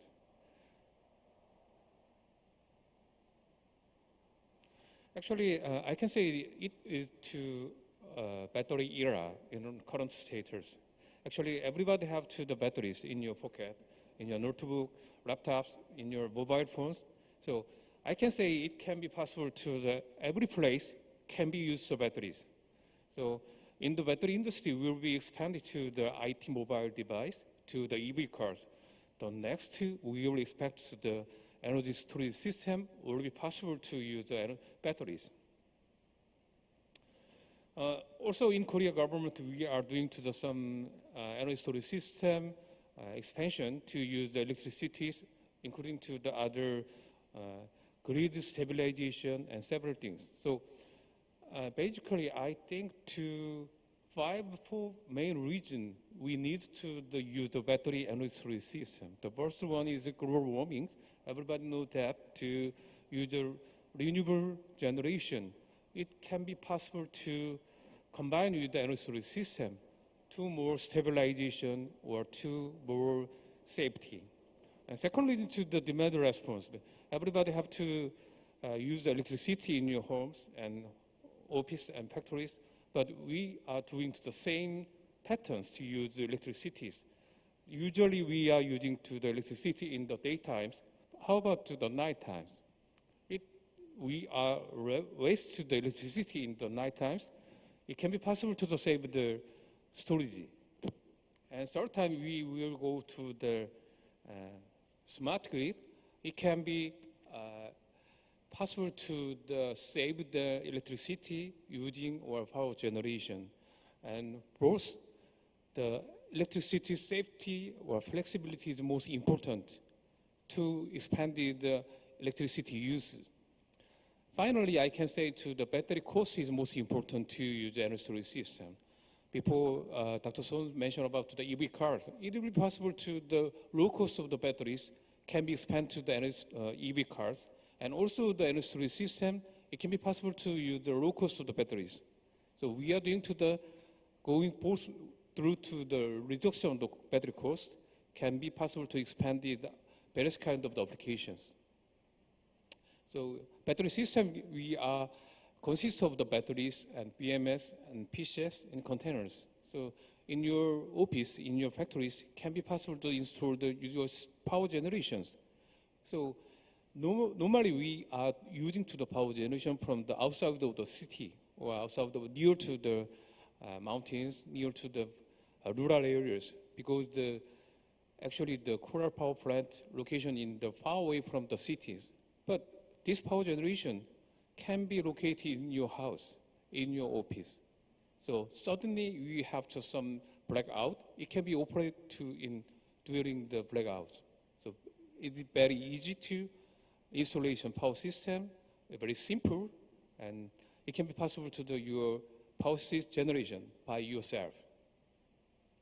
Also in IEA, they are mentioned about how can store the electricity using the various kind of the technology. So you can see the 5 kind of the batteries electricity store technology will be classified to the various kind of technology. So in case of Korea, we have various kind of the technology like the pumped hydro and compressed air and secondary batteries, floor batteries, and hydrogen, and AA capacitor, and molten salts.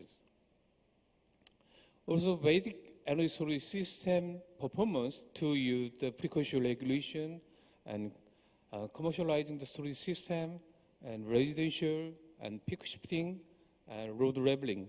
It is just a basic performance to use the energy storage system. In case of the Korea, we are doing the demonstration energy storage system from the 2013. So it almost 10 years. We have several experience to how we can reduce the cost to store the electricity. So peak demand is most common use case to use the energy storage system. It can be possible to store the electricity in the night times and then using to the peak times. Also, the renewable integration with energy storage system in Ireland. In specific technology to use the diesel generator in the island. This is the most common region. But in case of the diesel cost, is really expensive in current status. We have the same experience in the 2012. At that time, the cost is around the $100 per liter. But right now, it costs almost similar to the $100 per gallon. At that time, we are doing to replace the power generation, use the renewable integration like the solar PV and wind powers. And then we can go through the hybrid types of the power generation from diesel generator with solar PV and wind generator. including the energy storage system. And then final step will go to the solar PV and renewable integration with the battery system, can be covering to the 100% of the power generation. So people, Dr. Son mentioned about to the carbon-free island. It can be possible to the renewable power generation with a battery system. So we hope to the every isolated place, not only to the island, some rural areas and some isolated place can be possible to generate the carbon-free island, carbon-free place. Next is to the preferential regulation. Actually, I can say in Korea, we are similar to some isolated island. So our power grid is connection with only pole in our countries. So I think to the several countries, it made from the island, it's the same case of the Korea. So if frequency regulation can be possible to the stabilization to the power grid qualities. So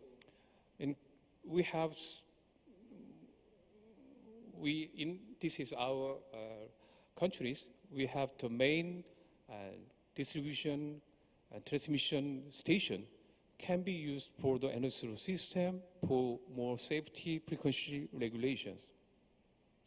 And also to the renewable energy can be combined with to the energy storage system for more safety power generation. And also in case of Korea, we have some old policy to emergency powers and special building like to the hospital and government, they have their own power generation. Recently, the data centers is most important to national security. And in case of the data center, they using for to the two major power generation from the grid. And then it can be possible to some safety power generation from the energy storage system. At that time, we can replace to the diesel generator to battery system.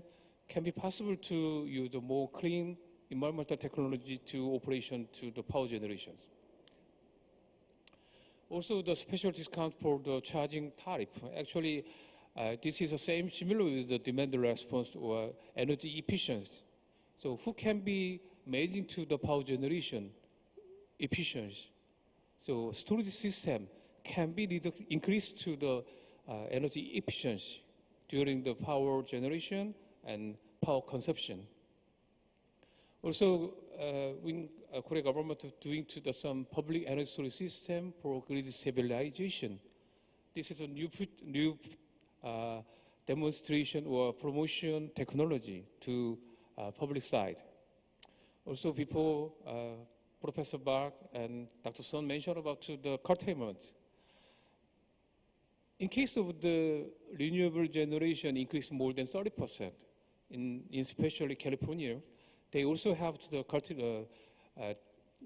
dark curtains. So in case of the Jeju Island, this is common to the curtailment to using the power generation. So there is in solution to use the energy storage system. So I think to the storage system, it will be possible to reduction to the curtailment. Also the EV car, it is another solution to charging during the curtailment. Can be stored electricity. We don't need to any waste for the electricity during the curtailment. And also the second life battery is a new technology because the storage system will be gone after 20 years later. So how we can make the circular economics. So recently in Korea government, we are doing some policy to wasting zero. So circular economic is most important to battery system. So EV car batteries can use for the energy storage system, and then we can possible to the recycling. It doesn't make some waste zeros. So EV car battery can be possible to the energy storage system, some UPS, and some smaller mobile device, and smaller mobilities like the wheelchairs And it can be possible to various kind of the industry using the batteries because the sealed battery cost is expensive, but it can be possible to get reduction of the cost. So finally, I can mention about the circular economy is a new trend in our countries. So a battery came from the brand, some previous materials, but we can we don't need to make the waste during the circular economy. Thank you. Thank you, Dr. Kim, for your enlightening presentation. You may join Dr. Sang-Hoon at the table behind. Thank you. Next up, Mr. Han Uri, Director General of KEA, Korea Energy Agency, will walk you through the general status of green hydrogen in Korea. Mr. Uri, over to you. 저도 한국말로 하겠습니다. 통역기를 사용해 주시면 감사하겠습니다. 앞에서 이제 한국의 에너지 전환 상황과 수단들 그리고 왜 그렇게 해야 되는지 상황들을 말씀을 드렸을 텐데 저는 그 에너지 전환을 위한 수단, 탄소 중립을 위한 수단 중에서 수소에 국한해서 다시 한번 말씀을 드리려고 합니다. 제가 드릴 말씀은 한국의 수소 경제 로드맵 간단하게 말씀드릴 거고요. 그리고 한국이 해외에서 수소를 사와야 되는 상황인데 그 이야기 간단하게 할 겁니다. 그리고 지금 한국에서 수소를 어떻게 생산하고 있는지, 가격 전망은 어떻게 하고 있는지 이런 얘기들 말씀을 드리겠습니다. 마지막으로는 이제 이게 수소라는 상품이 국제 교역 상품이기 때문에 어느 정도 청정한지를 검증하는 시스템이 필요하고요. 그게 논의되고 있는 것 한국의 상황에서 간단하게 말씀드리도록 하겠습니다. 한국은 수소를 사용하는 기기들 쪽에 굉장히 많이 발전해 있는 나라입니다. 특히 연료전지라든지 이런 것들이 많이 발전해 있고요. 그래서 2030년도가 되면 350만 톤 정도의 수소가 필요할 거라고 보고 있고 2050년도가 되면 1350만 톤 정도가 필요하다 이렇게 전망이 되고 있습니다. 그것은 전력 분야에서 말씀드린 거고요. 전력 말고도 오른쪽에 보시면 또 산업 분야에서도 우리가 많은 수소가 필요할 것이다 보고 있는데 2050년도가 되면 1000만 톤 가량의 수소가 필요하다 이렇게 전망을 하고 있습니다. 이것은 한국의 산업 구조와 굉장히 밀접하게 연결되어 있고 앞에서 박진호 교수님께서 말씀하신 것처럼 만약에 이것이 저대로 되지 않는다면 한국의 경제는 굉장히 심각한 타격을 받게 될 것입니다. 탄소 중립과 수소 경제로서의 전환이 제대로 되지 않는다면 굉장히 타격을 받게 될 것이고요.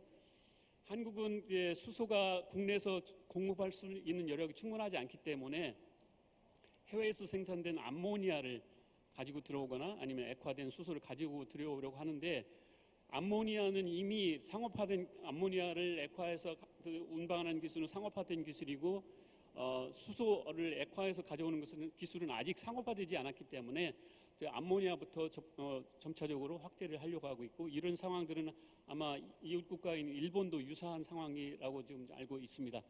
오른쪽에 보시면 수소 이용 기기들 산업 분야에서 어떻게 쓸 것인지 거기 보시면 제철, 석유화학, 시멘트 이렇게 한국에서 에너지를 많이 쓰면서 경제적으로 중요한 역할을 하는 산업 분야들이 나열되어 있습니다.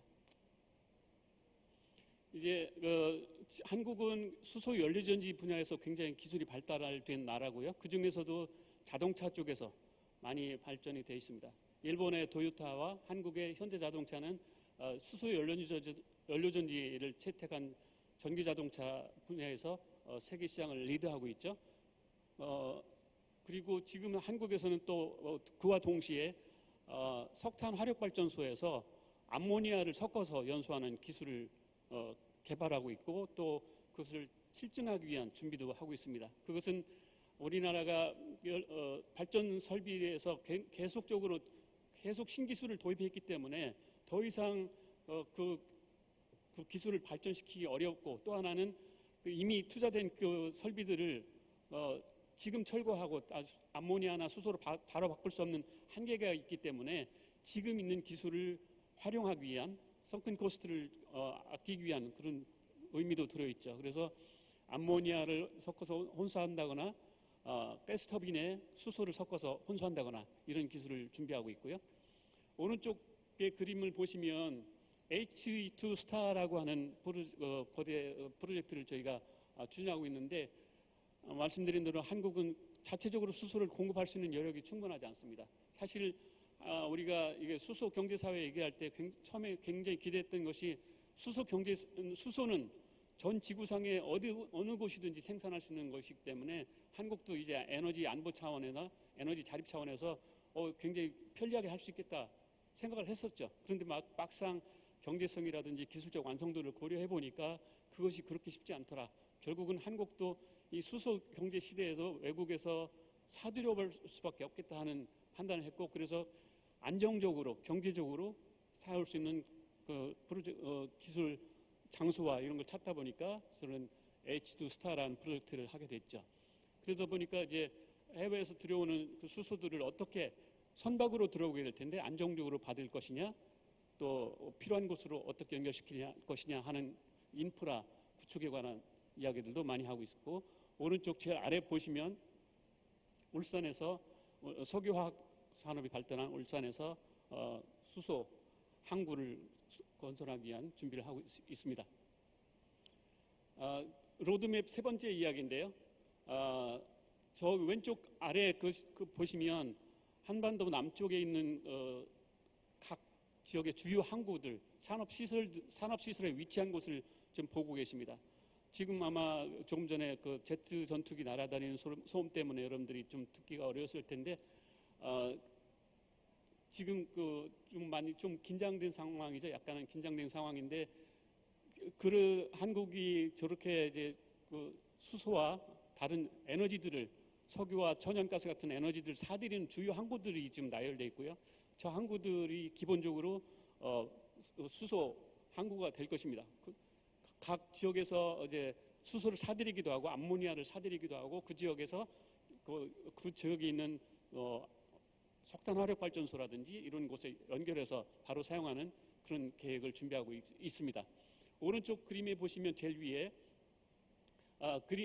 청정 수소를 얼마나 생산할 수 있는지 여력에 대해서 한번 분석하고 있는 그림이 나오고 있는데, 2020년도 현재에 우리나라에서 22만 톤 정도 생산할 수 있다 이렇게 보고 있습니다. 그런데 그 다음 단계 보면 2030년도에 가면 390만 톤 정도의 청정 수소를 생산할 수 있다고 그러는데, 이것이 우리가 실제 그 테이블에서 계산한 거랑 실제랑 좀 상황이 차질이 있을 수도 있겠다는 생각을 하고 있습니다. 왜 그러냐면 최근에 이제 CCS 기술이라든지 이런 같이 가야 될 기술들이 성숙이 생각보다 늦어지고 있기 때문에 그런 현상이 있고요. 어쨌든 2050년도가 되면 저희가 전체적으로 2,800만 톤 가량의 수소가 필요하게 될 텐데, 그 중에 60%는 우리가 자체적으로 조달하겠다고 하는데, 저 60%라는 의미는 한국 내에서 생산하겠다는 의미라기보다는 생산할 수 있는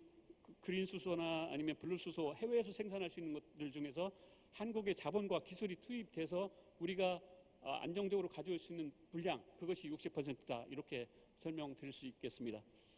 오른쪽 아래에 보시면 그 수소 가격에 관한 전망인데요. 저 부분은 뒤에 가서 좀 더 말씀드리겠습니다. 앞으로 지금 한국에서 유통되고 있는 수소의 가격은 넥소라는 그 전기차에 투입되는 그 소비자 가격이 7,000원, 그러니까 US 달러로 하면 6달러 정도가 되는데, 그 회사가, 수소 유통 회사가 다른 외국계 기업에 인수되면서 한 1,000원 가량이 올랐습니다. 1달러 정도가 더 올라서 굉장히 좀 부담이 되고 있는 상황인데, 어쨌든 목표로 보면 2050년도가 되면 킬로그램당 한 2,500원, 2달러 가량이 좀 안 되나요? 저 정도로 생산 가격을 맞추고 저기다 유통 마진과 비용까지 포함하면 한 3-4달러 정도 되지 않겠나 이렇게 전망하고 있는데, 아시다시피 미국에서 IRA 법을 채택하면서 정부가 그린 수소 생산할 때 킬로그램당 2달러씩 지원하는 그 프로그램이 생기면서 이것도 굉장히 너무 비싼 가격이다. 이걸 어떻게 해야 될까 하는 숙제가 한국에게 생겼습니다. 이것은 한국에서 주로 채택하고 있는 그린 수소 생산 기술에 관한 이야기인데요. 서울대학교에서 연구된 성과의 일부입니다. 주로 한국에서 주로 이제 검토되고 있는 세 가지 주요 기술인데 제일 왼쪽에 보시는 것은 알칼라인 수전의 기술에 관한 얘기입니다. 저것은 특징이 대용량으로 만들 수 있고 비용을 저렴하게 할 수 있다는 좋은 점이 있는가 반면에 설비가 문제가 생기면 그걸 수리하고 하는데 유지보수하는데 많은 비용이 들어가는 단점이 또 있고요. 두 번째 팸 EC 기술은 현대자동차가 개발한 팸 FC 기술을 응용한 기술인데 상대적으로 굉장히 안정돼 있고 특히 아까 제주도의 사례에서 말씀드린 것처럼 전기의 출력이 불안정한 상황에서 즉시 적응할 수 있는 그런 특징이 있어서 저것도 굉장히 깊이 있게 연구하고 있습니다. 동적 운전이 수월하다 이렇게 표현하고 있고요. 오른쪽에 있는 SOEC는 사실은 미국의 기업인 블룸과 한국의 SK 에코플랜트가 같이 공동으로 개발하고 있고 대구 구미라는 지역에서 실증을 하고 있는 기술입니다. 근데 저 기술을 저희가 주목하는 이유는 효율이 높을 뿐만 아니라 높은 온도에서 작동하는 특성이 있고요. 또 한국이 결국은 원자력을 이용한 전기 생산을 수소 생산할 수밖에 없을 텐데 그 원자력과 연계해서 작동하기에 굉장히 좋은 특성이 있기 때문에 저것을 주목하고 있고 한국 수력 원자력에서 같이 SK 에코플랜트와 같이 공동으로 연구를 하고 있는 기술입니다. 저는 전에 말씀드렸던 내용들은 이러한 전제 조건들을 가지고 그 가격의 경제성을 평가를 했습니다. 하루 중에 12시간 가동할 것이고요. 수명은 한 20년 정도 갈 것이다. 그리고 한 8,000시간 정도 작동한 이후에는 효율이 매년 2%씩 떨어진다는 것을 전제로 해서 이렇게 가격을 했고요. 이 설비를 가동하기 위해 들어가는 전기 가격은 킬로와트 아워당 80원가량 정도 들어갈 것이다. 이런 전제하에 만들었습니다. 그렇게 했을 때 이렇게 한국의 그린 수소 생산 가격을 전망해 본 이야기인데 이것도 서울대학교에서 나온 연구 결과입니다. 지금 현재 왼쪽에 제일 위에 보시면 IEA 리포트에서 나오는 가격 수준이 나옵니다. 저기 보면 그레이 수소가 가장 저렴하다고 나오는데 사실 이 수치는 지금 최근에 역전되고 있죠. 그 천연가스 가격이 유럽으로 들어가는 천연가스 가격이 폭등하면서 저것이 좀 바뀌고 있는 상황입니다. 더구나 미국이라든지 이런 나라에서 정부가 그린 수소 생산에 보조금을 많이 투입하면서 저 상황이 역전되고 있는데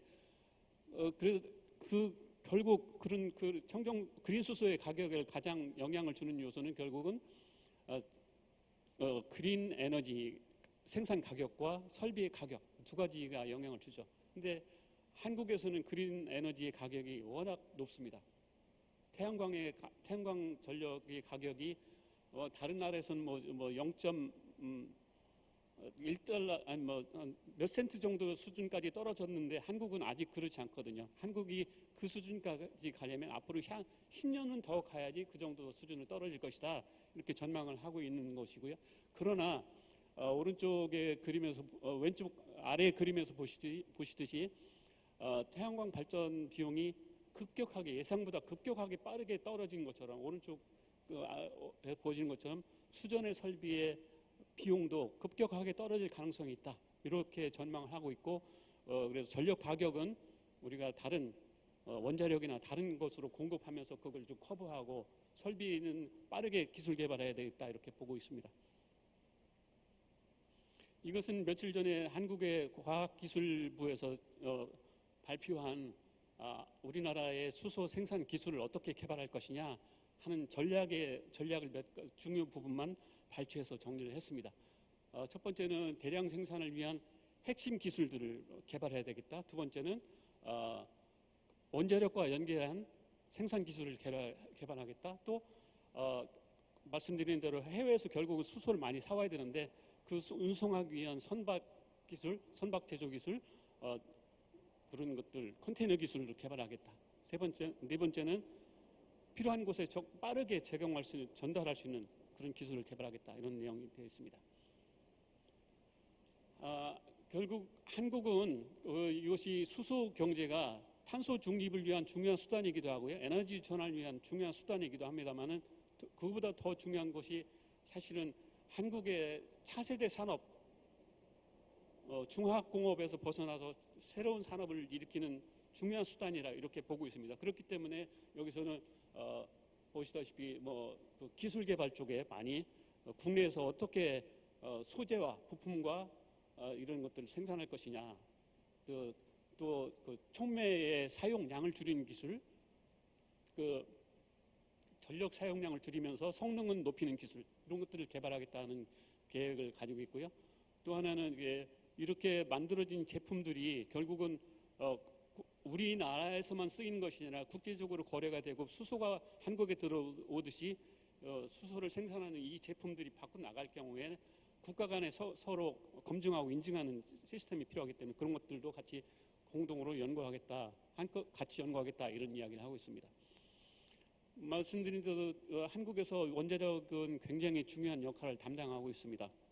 원자력을 이용해서 수소를 생산하는 기술에 대해서 이제 많이 검토를 하고 있는데 경수로하고 연계해서 저온으로 수소를 생산하는 기술, 그것은 이미 있는 기술들이거든요. 이미 있는 기술이고 그 아래쪽에 두 번째 보시면 B에서 보시면 고온 수전의 기술과 고온 원자로와 연결하는 기술, 이것들을 같이 연구하고 있고 스몰 모듈러 리액터 같은 것들은 사실은 굉장히 빠르게 상업화될 거라고 생각했고 미국에서 설계 인증까지 받았지만 실제로 상업화하기까지는 좀 시간이 걸릴 것이다.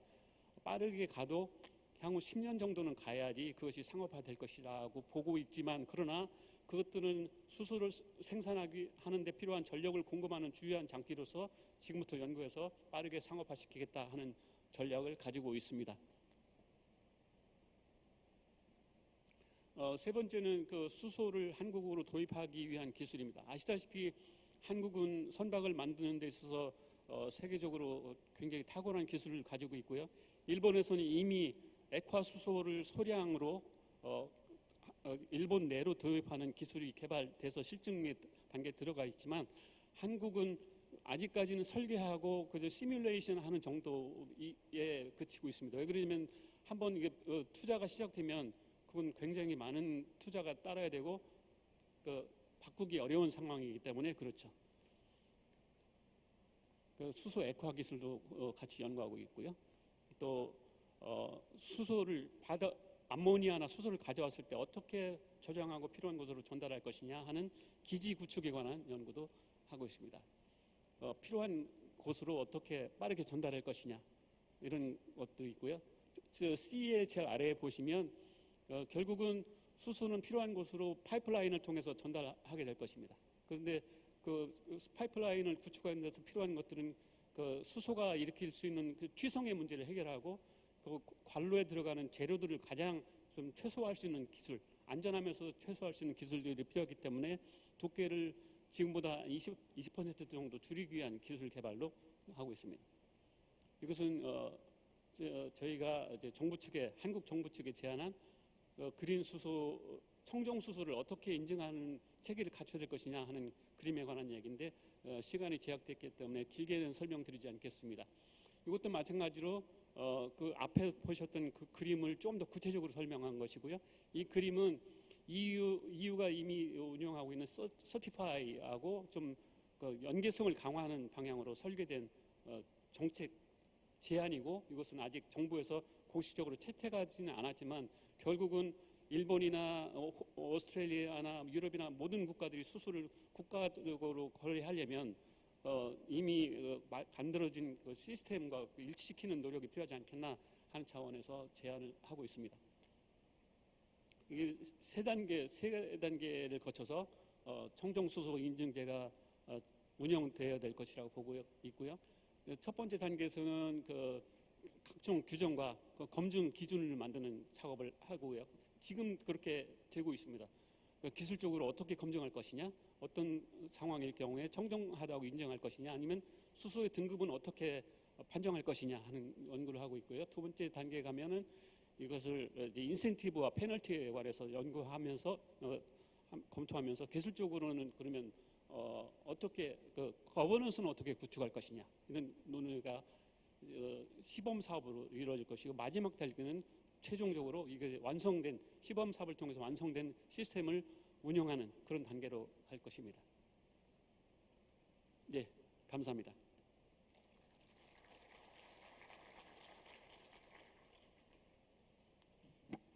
Thank you, Mr. Lee, for your insightful presentation. Please take a seat at the table prepared for you. Thank you. Now we'll invite Professor Young-Hoon Jung from Aju University to moderate the panel discussion. The panel discussion will be about 20 minutes. Professor Jung, the floor is yours.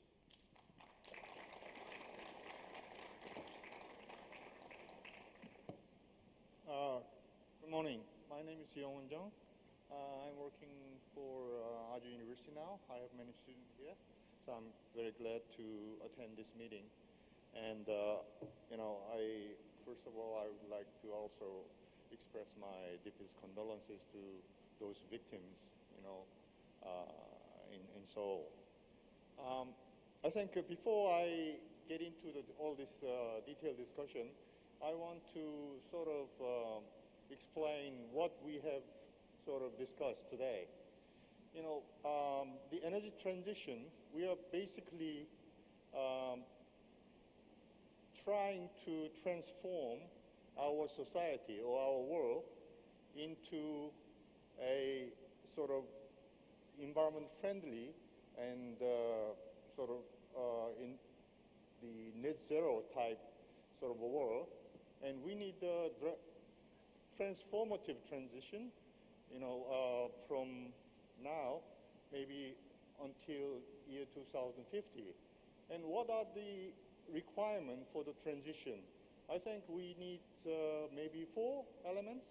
One is the technology. We have to have mature technology to move us forward.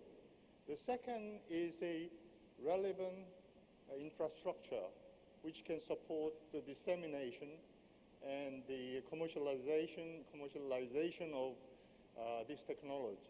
And third is maybe the most important is the market, meaning that these new technologies has to be competitive, against all these alternatives so that the market can easily accept.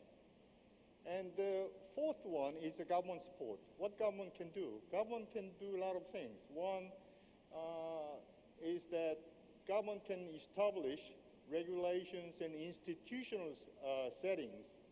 And second, they can design a incentive structure for the private sector to participate in this transformative transition. And thirdly, they can also initiate technology development in various fields where the private sector cannot really, have an incentive, the basic research. And fourthly, they can also educate, our young generation, because the world will be theirs in few decades. So there's a clear role for the government to play, and also there's a clear role for the private sector and research institute can play. I think today our focus was mainly on technology in this session, ESS and EV and hydrogen. These are the very important technology. I think there are, if we categorize 3 technologies for the transition, one is renewable energy. All these are based, all 3 technologies that we discussed in this session are based on the availability of renewables. The second is that I think storage technology. Storage technology can have ESS is a storage technology. I think hydrogen is also storage technology, right? So, and then the last technology that we didn't discuss much is that technology that we have to utilize in this transitional period, which is CCUS. We still depend heavily on fossil fuel, but unless we develop this CCUS technology, in a meaningful way, we might not be able to achieve this net zero within the given time frame. So we didn't discuss much about the CCUS, but we actually mainly discussed about this three technology: one, EV, and ESS and hydrogen. I think these are very important technologies, and we cannot really, wait until all these technologies develop. We have to facilitate and expedite the technological development in these three areas. So I think your presentation was very informative and quite impressive to my knowledge. Okay, so I don't know how I can really moderate this discussion, but I have a few questions, and then I will end up with some food for thought, because this is more of a local sort of development initiatives. But I think there are also global issues. So at the very end, maybe if I have 1 minute, I will touch upon what are the global issues that we encounter, we need to, resolve, for the next coming decade. All right. I have maybe I'll start with the Jeju Island case. I was a part of a government at the time that we designed the smart city, in two places. One in Kapado, the other one was in I forgot the name of it. I keep forgetting. And I think EV in Jeju Island is impressive. However, there is still a problem with infrastructure. So my question to you is that you said that there's a target for, complete electrification of all this transportation in Jeju Island. And what is the real challenge in infrastructure development for this EV in Jeju Island? You mentioned about a couple of projects and programs, but are they enough to meet the challenges ahead for meeting the target? That's one question. And for ESS, I think there are two questions basically. Still ESS is a very high cost of production. Okay, for example, if you said the frequency management, you need a very large scale ESS. I don't think utilities can really afford, this high cost ESS system for the frequency management, right? So, is there any sort of technology development in case of Korea to reduce this high cost of production? To you. And then the last one is hydrogen. I think hydrogen is still a technology under development. So my question is that, this is purely based on the renewables and the nuclear, as a feedstock, as a feed for the hydrogen production. And according to a study done by APEC, and also some other organization, Japan and Korea is the highest cost hydrogen producer in the world. How can you compete with, if you industrialize this hydrogen production and hydrogen usage, how can you compete in manufacturing sector with other countries? Because Korea is heavily dependent upon the manufacturing sector, right? So this is a question to you. So could you answer one by one? Okay. The question to me is EV infrastructure,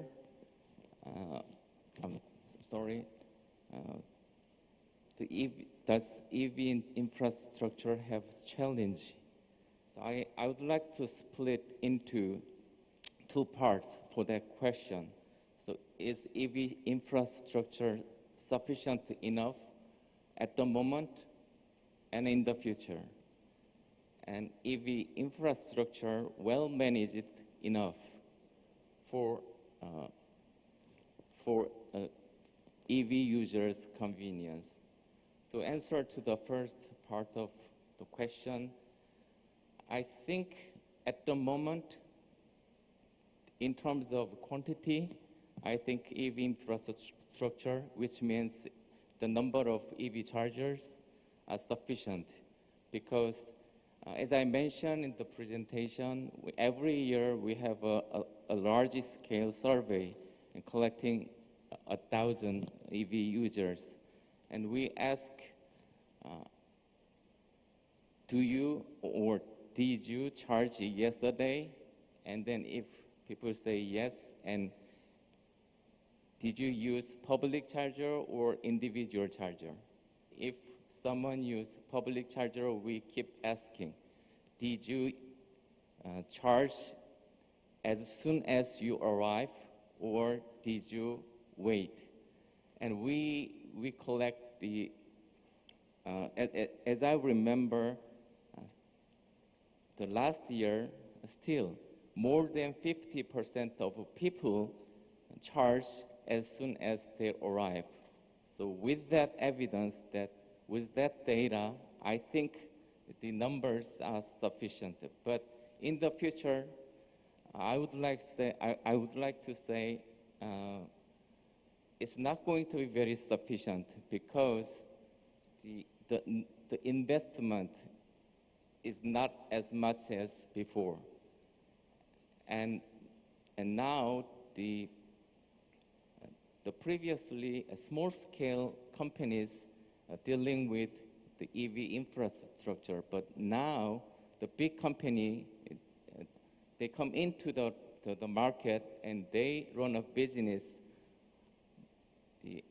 I'm quite suspicious that how much they put the money in that market because they have they try to make more profit, which means the investment is likely to be less. So I think the Jeju local government as well as the national government try to encourage those companies to more EV infrastructure, which means EV chargers.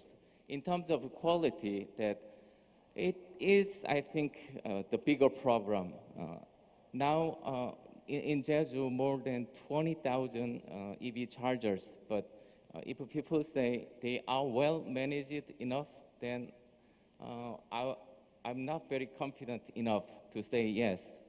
So in the summertime, if the temperature is high, they are not working very well, and those put in several years ago, so they are it's outdated, and the system is frequently down.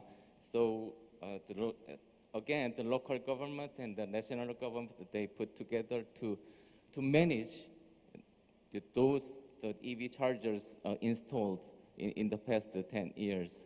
So that's my answer to your question. Okay, I have a further question, but I will ask you later. Okay. Yes, actually, I agree your comment about the cost, high cost of the energy storage system, especially batteries. Actually, I think two solutions. First one is technology. Technology approach to reduce the cost with different technology.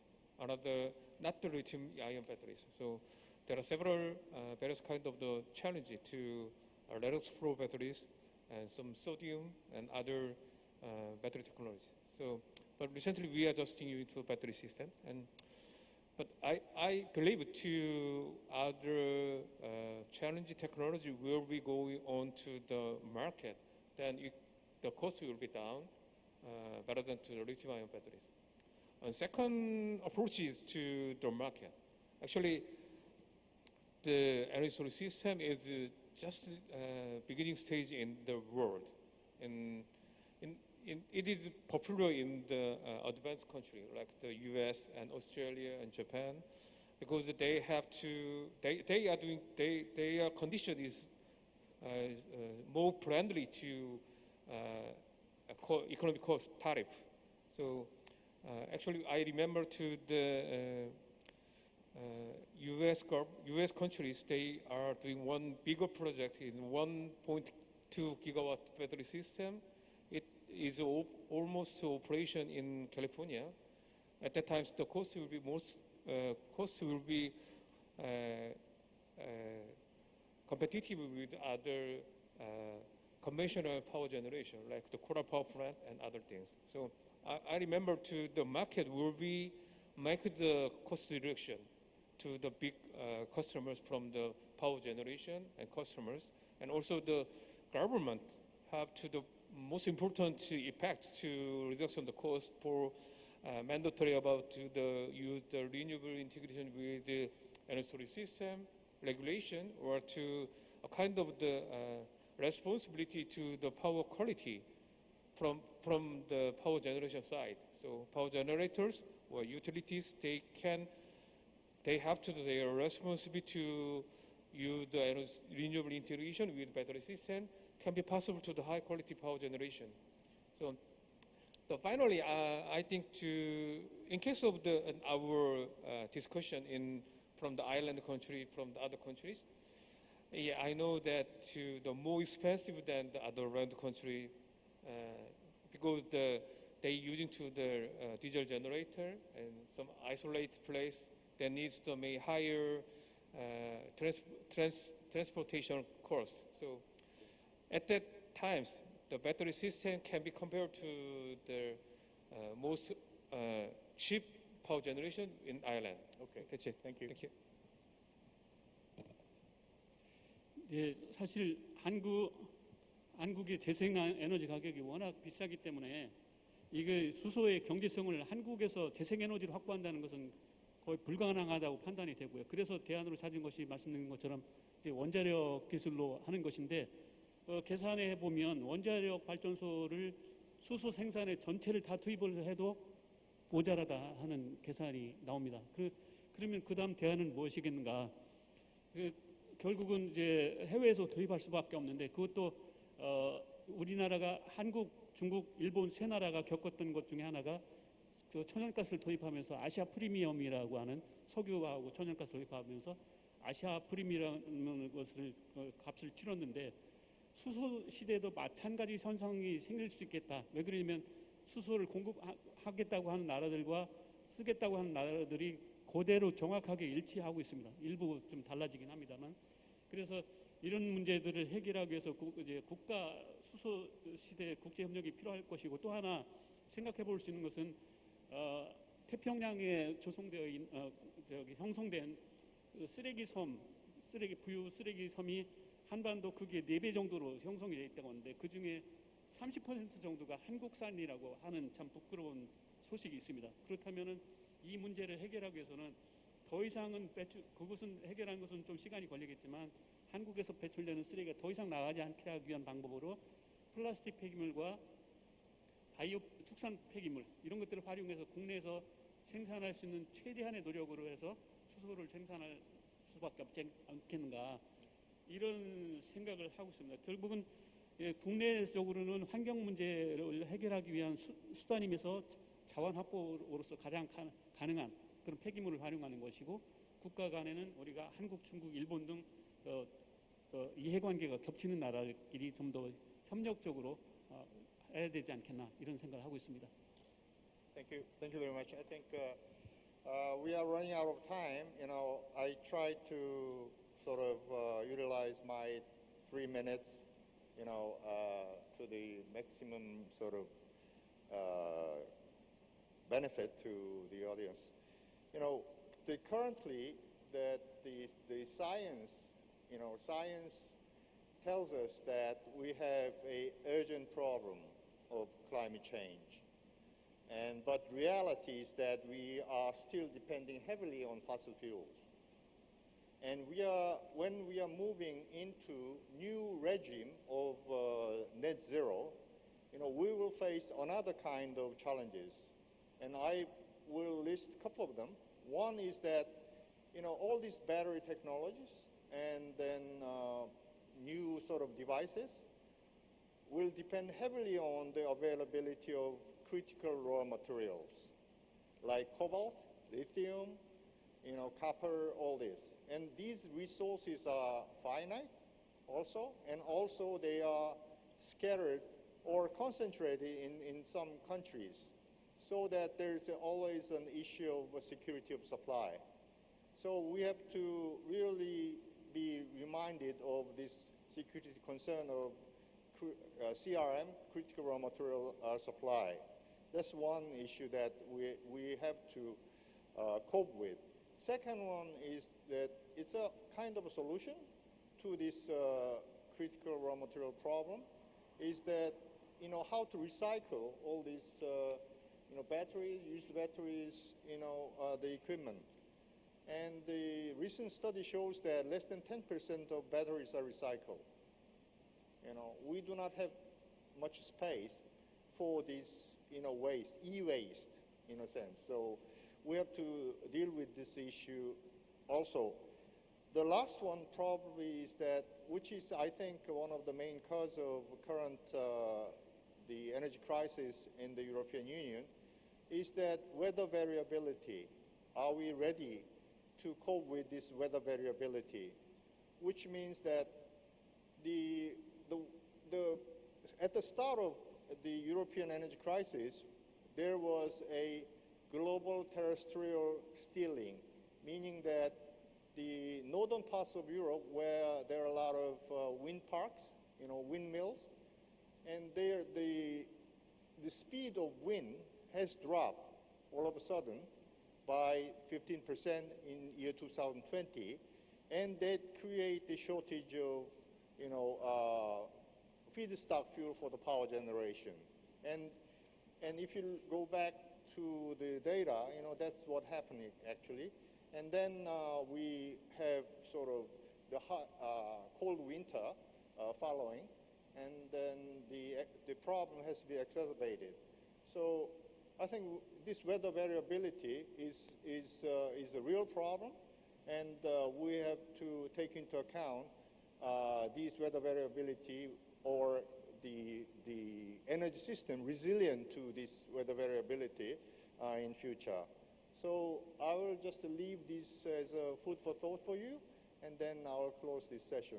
Thank you very much for your kind attention. Thank you very much, all the speakers and Professor Chung. You may all go back to your seats, and let's give them a round of applause, please. And we'll continue our session on implementation with World Bank's energy transition cases in PIC, Pacific Island countries. We are almost there, so please stay tuned.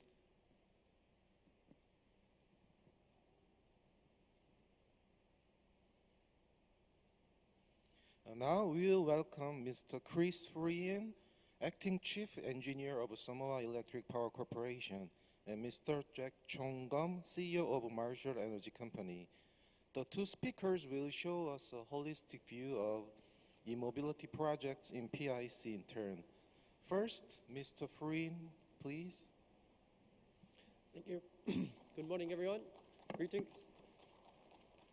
I would first like to thank the event organizers for inviting Samoa, particularly EPC Samoa, to this particular event. We're forever grateful.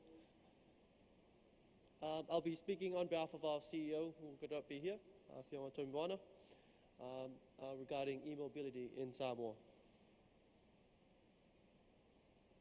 Just a brief outline, I'll be taking everyone through a couple highlights of Samoa, the energy situation.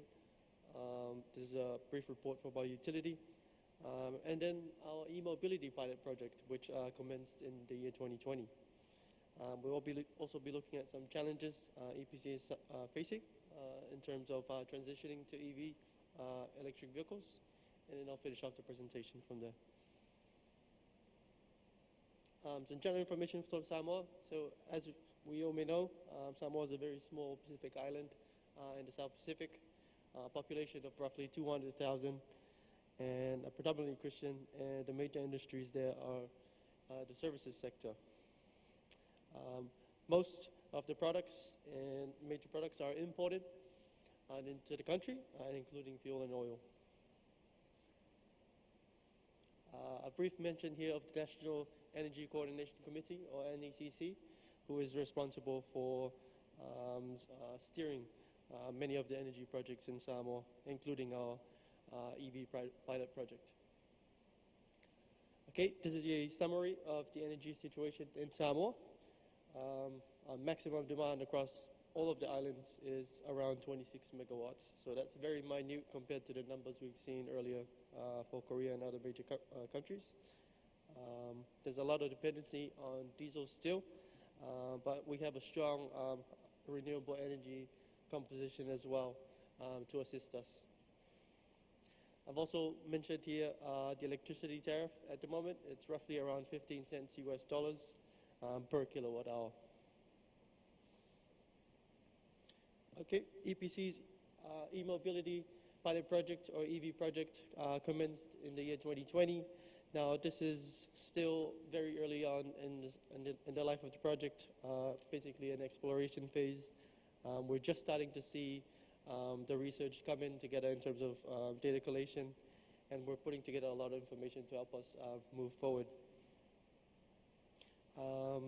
Some objectives of the current stages of the project is to find out if there's availability of supply to Samoa and whether the overseas markets can open to Samoa in terms of supplying EVs.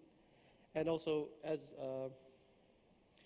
especially the price of electric vehicles, we really need to see what the forecasted price is, as that's sort of the main challenge for these small countries like Samoa.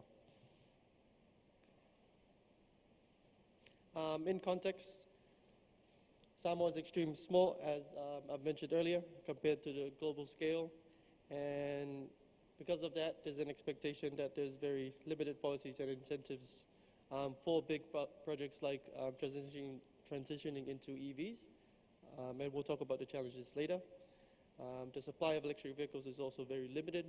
There's very few manufacturers that are able to export to Samoa to the different market constraints. And I've also mentioned here the new main forecasted renewable energy projects that will hopefully assist us in the EV transition, which is actually in contrast with what we've seen earlier in Mr. Mitsunusori's presentation, which suggested that we're going to reach 100% in 2025. That changed recently to 2031 at 70%. Now, the key findings of the earlier stages of our e-mobility pilot project is that we're not expecting to move into EVs very quickly. There's still a lot of research to be done, and this is because of the significant uncertainties in transitioning into e-mobility. There's also a large room for policy development. There's very few policies available at the moment to assist EV transitioning, and that's something that we'll be looking at for over the next few years. In this early stage or exploration stage of the project, we managed to get hands-on with actual EVs, particularly Hyundai products, and there were certain concerns from the public, transport particularly, transport infrastructure including roads. In Samoa are not really the best, so there's always a concern with reliability and safety, and also the other items I've noted up here.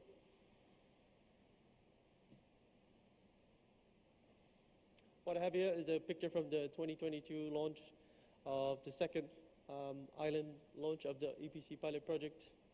We have a Hyundai product here, the Hyundai Kona, which was used to promote the new pilot project. And that concludes my presentation. Basically, at this stage, Samoa is at a very early stage of moving into electric vehicles or e-mobility. There's a lot of developments that need to be done in terms of policy making and making sure certain regulations are in place to assist us with this particular transition. Thank you very much. Thank you very much, Mr. Chris Furian. Please take a seat at the table for panel discussion. And Mr. Jack Chong-gum, CEO of Marshall Energy Company, will continue the presentation on e-mobility in PIC. Mr. Chong-gum, over to you.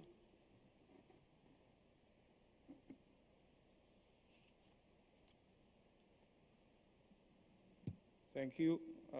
It's great to be here with all of you this afternoon, this morning. Yakwe, that's our local word for greetings from the Marshall Islands.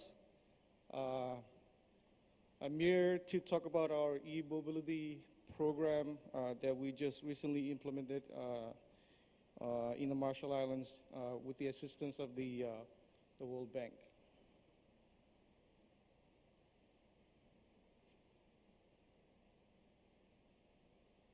Just a quick overview of the Marshall Islands. We're located North Pacific, in the North Pacific, about 2,300 miles southwest of Hawaii. Okay.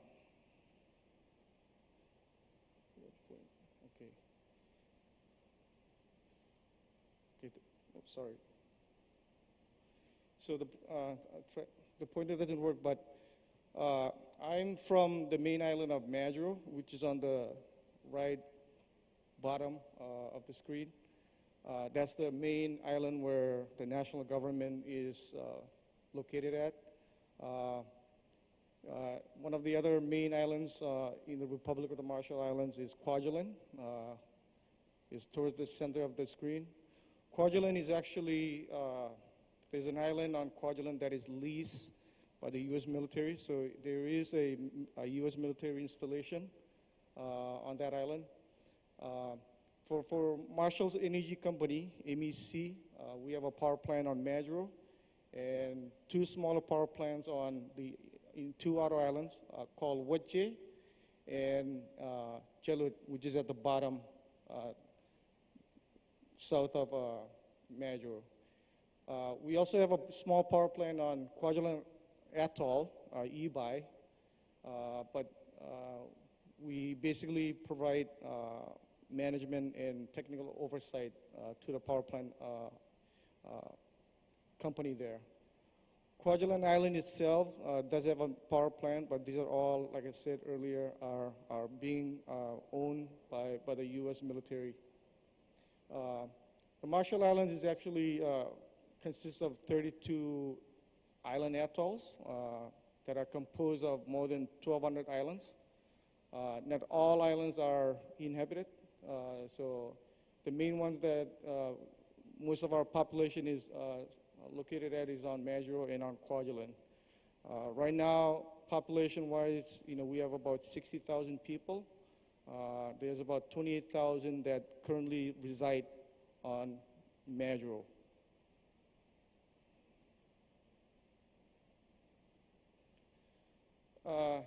So this is just for the island of Majuro. This is the number of vehicles that are registered on the island. Right now, as of 2018, there's about 2,081 vehicles that have been registered.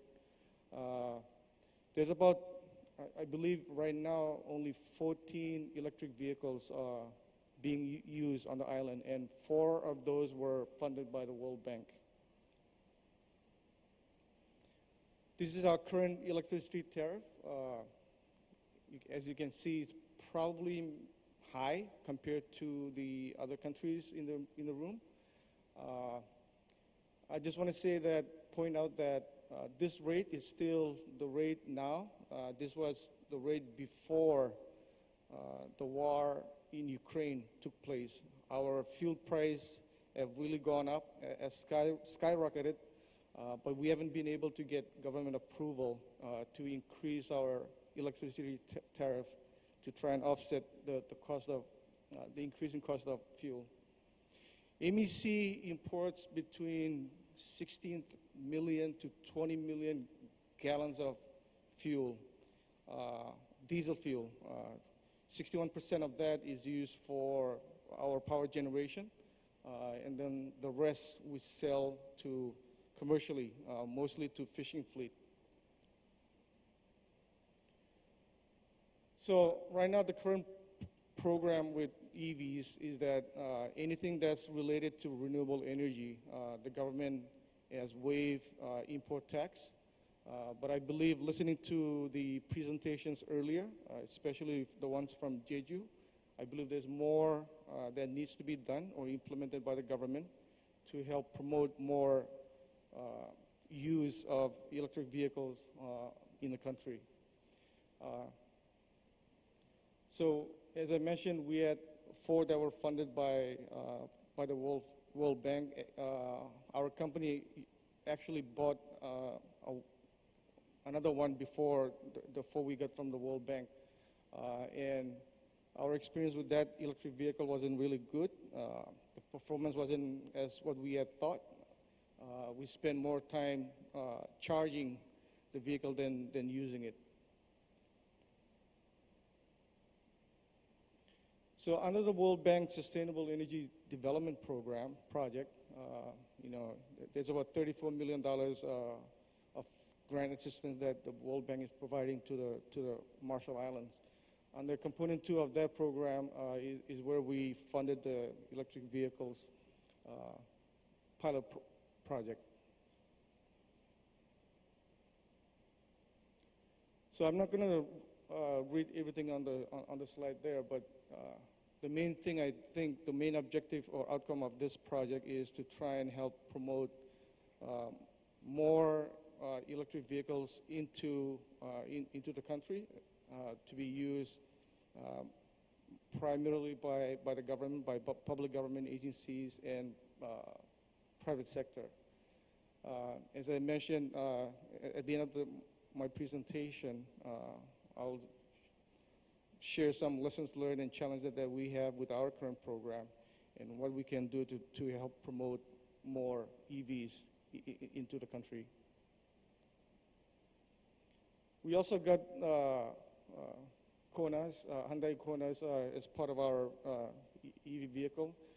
I just want to mention that they didn't come cheap, and maybe because the Marshall Islands were very remote, where these vehicles, one vehicle cost, I want to say approximately $44,000 each, which is really high. When you compare that to a gasoline or diesel-driven vehicle, you can probably get a big truck for the same price.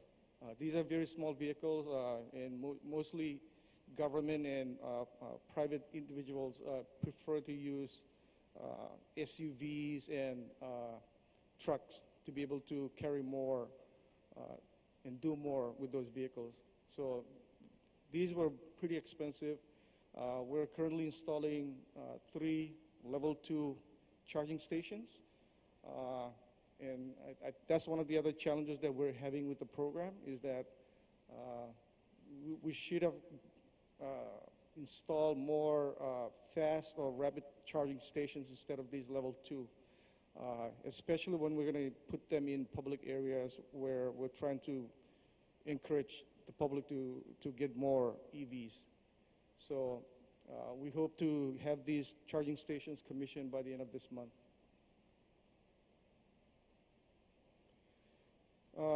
Basically, the main thing from what the users of the EVs agreed to is basically to collect data and to report these data to our consultants so that we can, it's part of the objectives of the EV pilot program, that we need to collect the data and see how it impacts or benefits, what kind of impacts or benefits we're getting from the EVs.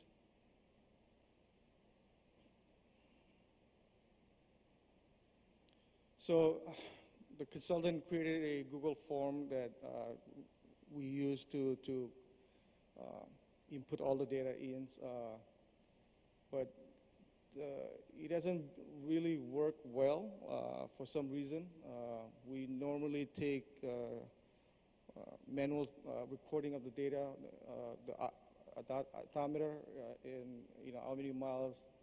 But as far as submitting the information, it's been a challenge for us.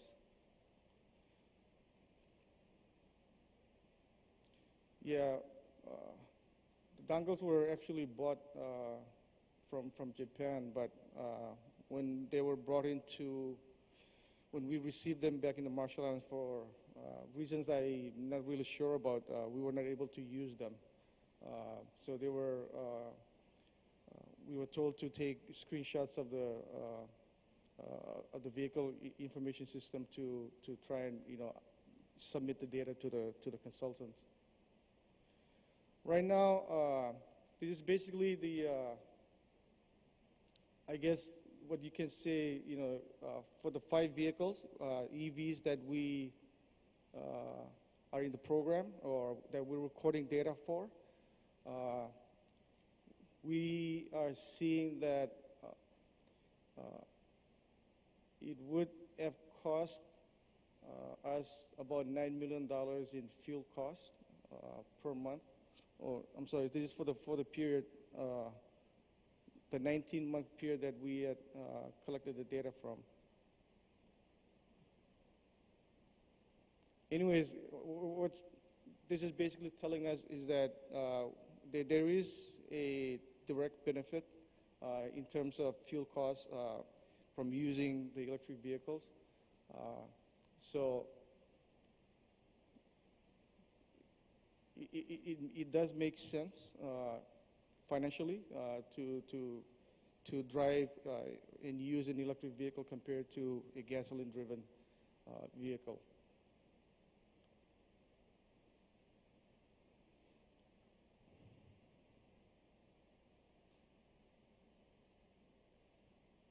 So I mean, like I said earlier, there are challenges, obstacles in terms of in the RMI in terms of trying to increase the use of electric vehicles, and this slide just lists a number of them.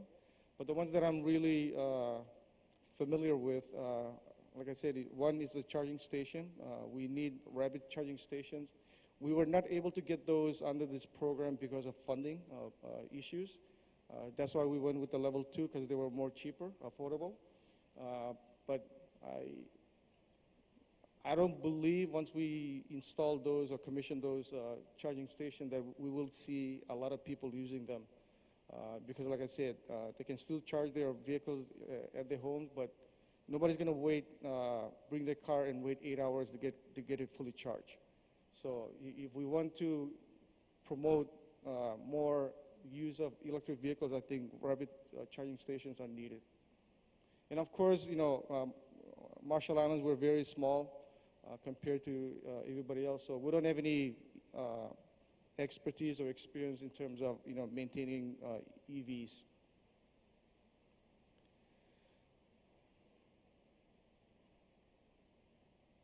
So we've had these vehicles since February 2021, actually. I got the date wrong there. But we had them in 2021, so for 19 months we've been recording data, and we've seen benefits from using these vehicles. Yeah, and they're quite convenient and enjoyable to operate.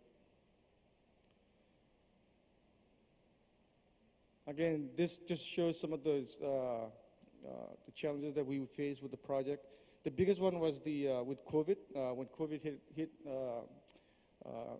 globally, it delayed the project by more than a year, and that's why the charging stations are still not commissioned because we had a hard time. We couldn't bring the contractor into the country to come and install and commission, so they had to find a local contractor to install the charging stations, and it just COVID really played a big part. It did impact not just this project, but everything else that we're trying to implement back home.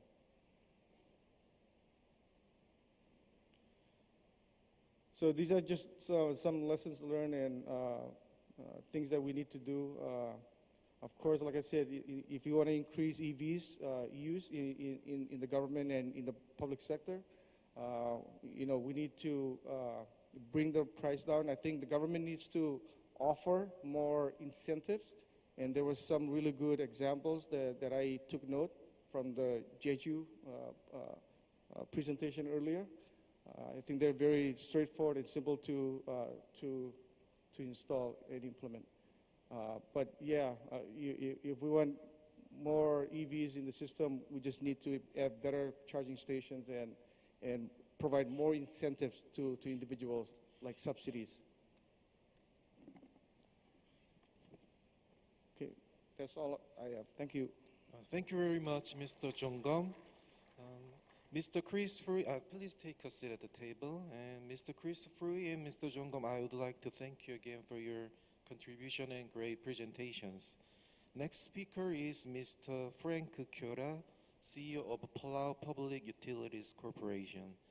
He will share with us the battery storage projects in PIC. Mr. Kyora, over to you.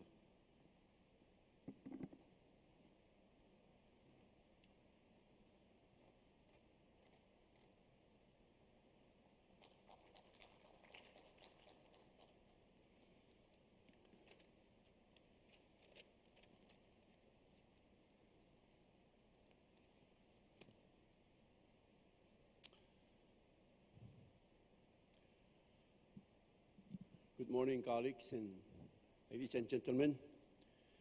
Thank you for this opportunity, but before I begin, I'd like to convey our sincere condolences and sympathies to those families who lost their loved ones in Taiwan. Today, I'll be speaking on the battery energy storage system. It's our success story in our small islands in Kayang.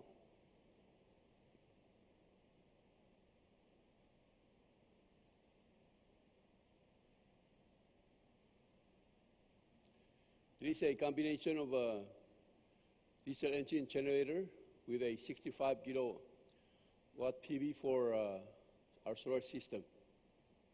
And we have a 165.6 kilowatt hour battery energy storage system that's going on in the island.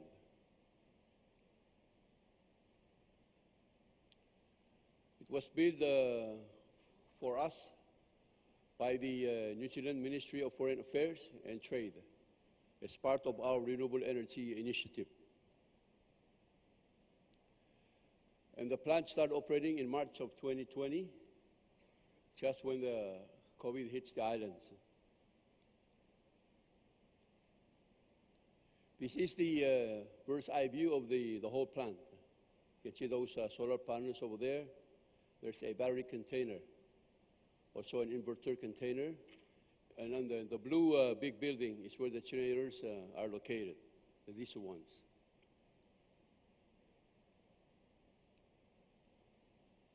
This is how it works with a single line diagram.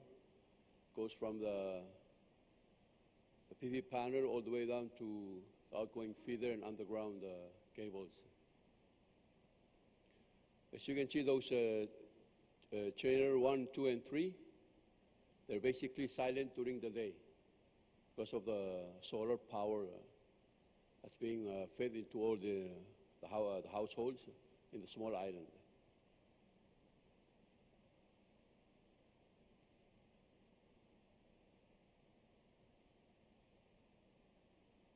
And that's the storage system and all the specifications that goes with descriptions, including the battery box, Pro 13.8.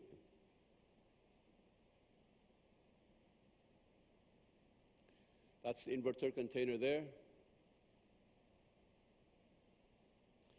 And the rated power output is 6 kilowatt, and the number of inverters are 12.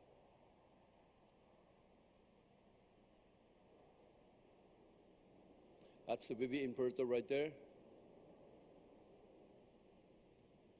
And those are the PV panels. As you can see, there's a lot of sun on that island.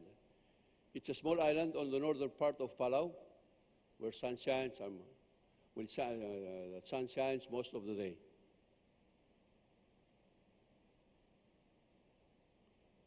And those are the diesel engine generators I showed you earlier. There's 3 of them. Now, if you look at those, that's the energy load flow.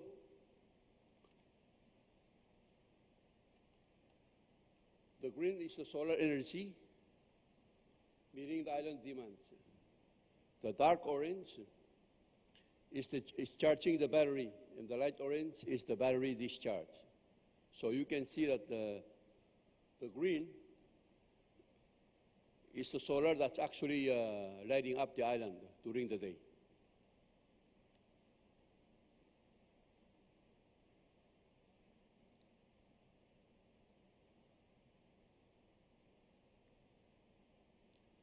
You can see that PV load during the day goes from around 6 in the evening.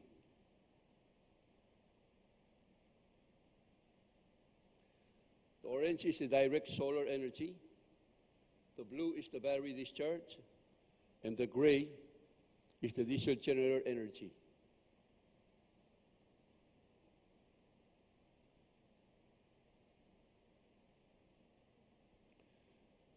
And that's the power generation per kilowatt hour, both with the diesel and the solar.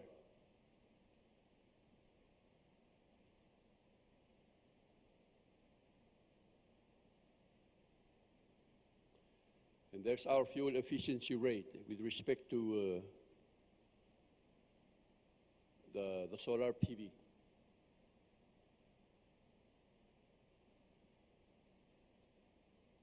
We've achieved about 19 kilowatt hour per gallon of diesel by maximizing the solar PV that we have.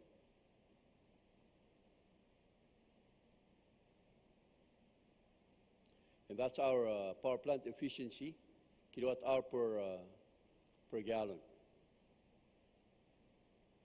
As you can see, it shows when there was no solar and when we had solar installed.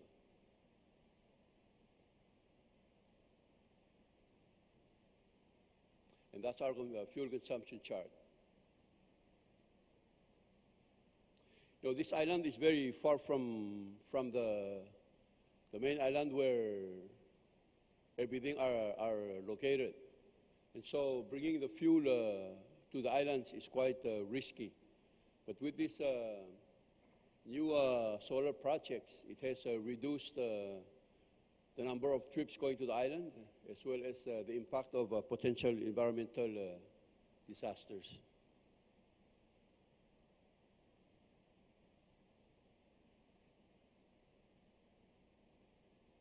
That's how we say thank you back home. That's again the overview of the plant. Sorry. And that's where the plant is located. And when we had the turnover for this plant, we actually had the ceremony at the plant. The generator wasn't running.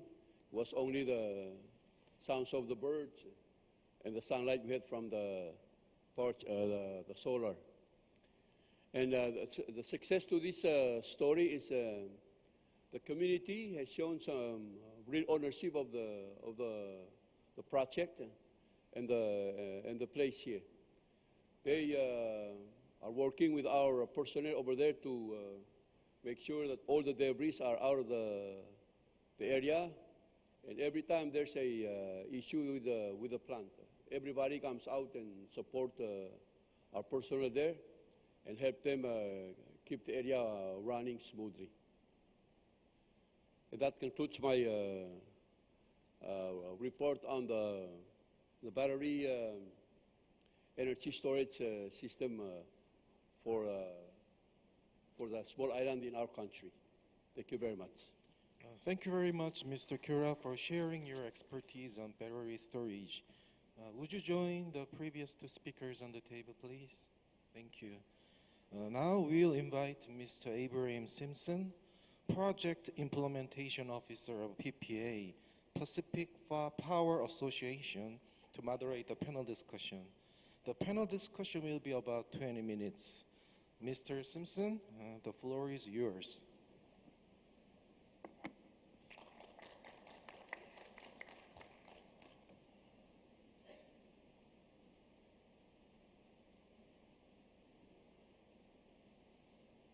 Well, it's just good morning.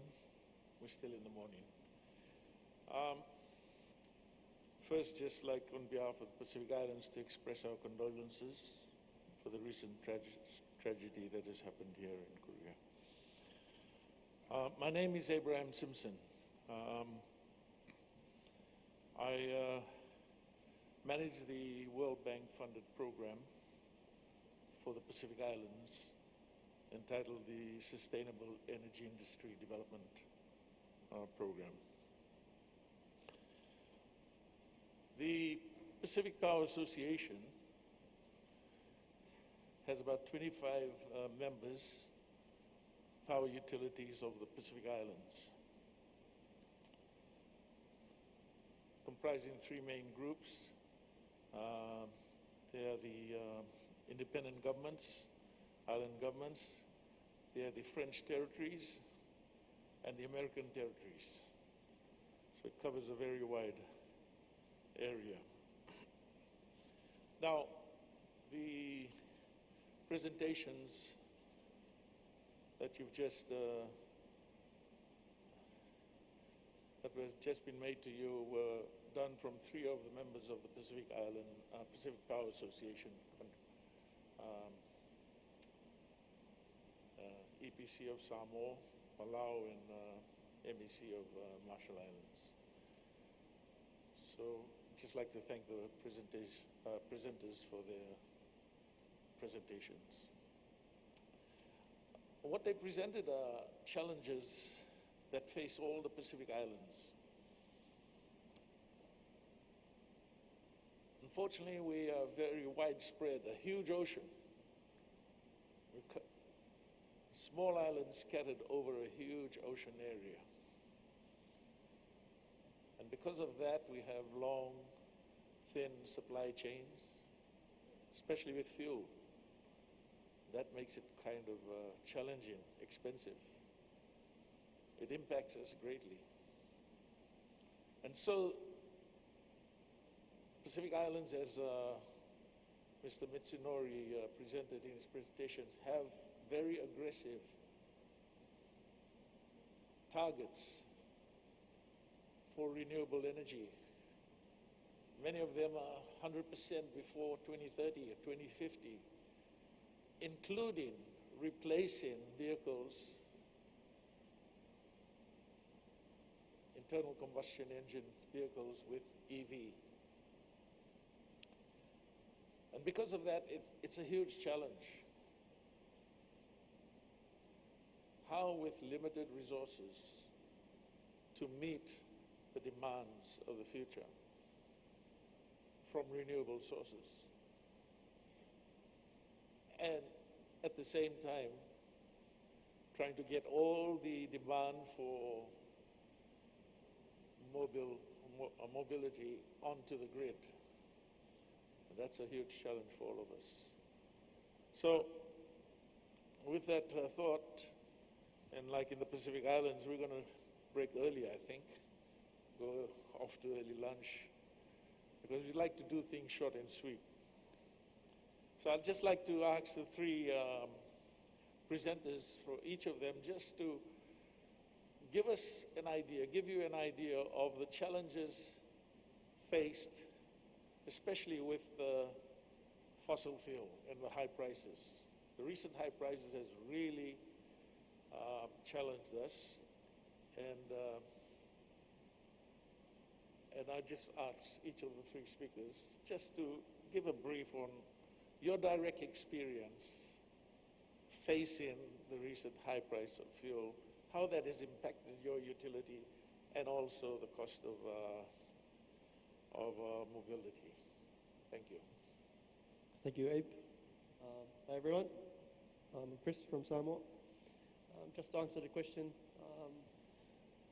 I think there have been many challenges over the last few years, especially after the economic slowdown from COVID. and fuel prices from the war in Russia and Ukraine. Those coupled together has prompted the government to put a lot of influence on us as a utility in terms of electricity tariffs. We've been forced to operate at a lower, well, pretty much a less than zero operational margin, which is quite bad for us as a business. And so that continues now. There's a lot of negotiations on still, but that's sort of the main challenge right now is being able to keep up this utility business in the brink of high fuel prices and the latter economic slowdown activities. Thanks, Dave.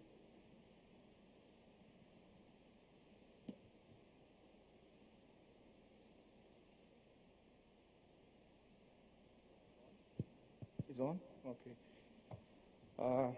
Thank you, Abraham. That's a very good question. It's a question that we've been dealing with since March of this year. And I mentioned in my presentation that Marshall's Energy Company, we are a government state-owned enterprise. So our board of directors are nominated or appointed by the government, by the cabinet. And right now we have 8 members of the board. About half of the members are from the public sector. They represent their government officials. So I say that because, like I said, we've been dealing with the high cost of fuel. Marshall's Energy Company is the main importer of diesel fuel into the country. So the fuel price increase has really significantly impacted our cash flow. I've been with the company for 6.5 years, and fortunately we were able to, because the price of fuel globally was really affordable, we were able to put money aside for the last 6.5 years. And what I can share with you, which is what I've been working so hard to try and get approval from the government to raise our tariff to try and offset the increasing cost of fuel, is that for 6.5 years we built our cash reserves. In less than a year, we've depleted our cash reserves. That's how fast the global cost of fuel has really impacted our company. And we're still, working aggressively with the government to see how they can provide some financial assistance to the company so that we can be able to still pay for our fuel. We bring in, on average, about 30,000 barrels every month into the country. And like I said, 61% of that is used for power generation. So it's a big impact. It's our biggest cost item, expense item in our books. And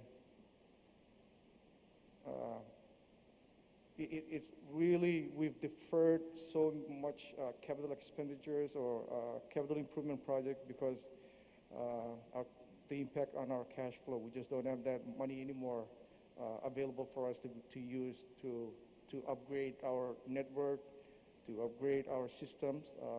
So it's a struggle right now for MEC. Hopefully we'll, we know that there's a light at the end of the tunnel, and we're hoping that we'll reach that light sooner than later. Thank you. Testing. Thank you for the question. 70% of our cost of producing electricity is the cost of fuel. And with the volatility of the price of fuel and the unpredictable market that goes with it, as small islands, we are vulnerable to these external factors. that are unpredictable for us to prepare for. Our government has been generous with respect to subsidy to the people to mitigate the negative impact on their daily lives with respect to the price of fuel. You know that every time the price of fuel ticks up, everything goes with it, from medicines to food, even to petrol at the gas stations. And everything goes with it. And sometimes the fuel goes down, but the prices remain the same of other goods. And so it eats up into the disposable income of the regular people who are trying to make ends meet on a daily basis. And so this project that has been a success to us in our small island is a sort of a sunshine, if you will, toward our efforts to rein in on a stable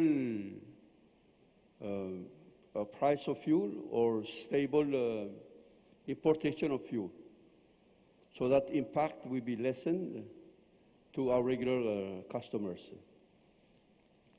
Not only is this success story goes with the fuel price, it also, before when we started this project, we used to transport fuel to that small island 4 times a year. With this success story, we've reduced it to only 1 time a year. Now that saves us a lot of money. It reduces the risk of getting this fuel on the water, taking it to the island. And before this solar project, there were times when we couldn't even deliver the fuel to the islands because of the bad weather, or the seas are rough at any given time. And so this in essence only put a dent into our fuel price. It also has given us a chance of preventing those many issues that could occur while transporting the fuel out there. And also, if I may, Abraham, at the moment, we are constructing a 16 hectares of solar farm and panels that will be in operation in March 2023 in our efforts to meet our renewable targets by 45% by 2025. I can tell you that we're behind that target. But at the moment, we have about 5% of renewable by solar. So if we get that project working by next year, we will have achieved 25% of our target of 45 by 2025. Thank you. Thank you. Another major challenge is, especially in e-mobility, is that not only converting the fleet to electric vehicles is a challenge, but producing the energy for that from renewable sources is the other challenge. And the situation where we'll have e-vehicles using energy produced by diesel engines. So I just want you to speak on, so you've got to, you look at it from both sides. First, producing that energy from renewable sources, and then converting your vehicles to EV to use that energy, renewable. Then you can get the full benefits. I think that's a challenge that Pacific Island utilities are now facing. How do we go about it? But the issue they have is, do we have the resources? So I'd like each just to describe for you or speak about the resources for generating renewable energy in your islands. It's very limited. It's not, the options are very limited. So whoever can start. Thanks, Abe. I guess speaking broadly, I'd have to come back to being in a good financial position as a business. The government of Samoa, NEPC, SOE, I've been working very hard to develop new policies and new regulatory frameworks to attract private sector funds to assist in major developments, because it's very clear public funds will never be able to achieve those. In terms of EV, policy development as well is a challenge. It's not a widely known or widely used technology, and we're just looking at parallels from other developing countries to help us assist in moving forward to EVs. In terms of private sector funding, attracting private sector funds is not very easy. There's no very clear framework to comply with the requirements of the private sector, such as sovereign guarantees and whatnot. The government is simply not ready to absorb those type of requirements, and that's sort of the main challenge for us at APC moving forward with APC EV projects. Thanks.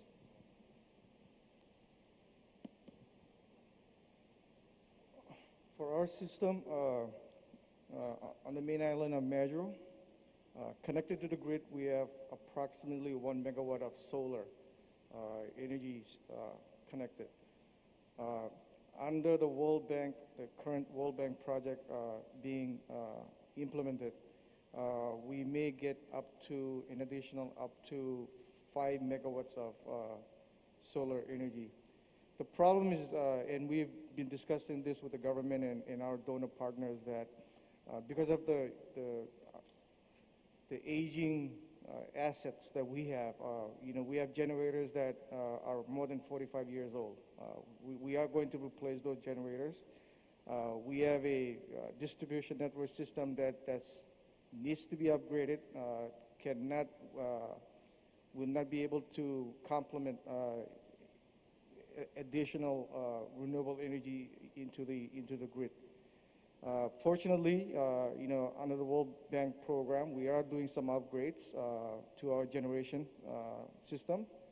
We are getting 2 new diesel generators to replace our oldest generators in our system. But like I said, to introduce more renewable energy into the grid, we need significant upgrades to our existing assets at the power plant and also at the distribution site. So it is a challenge. I mean, most of the energy targets are being placed on our company, and we're trying to meet those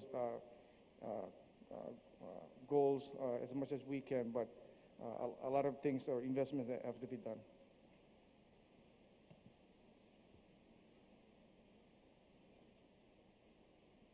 Okay, I'd like to invite questions from the audience. If there's any?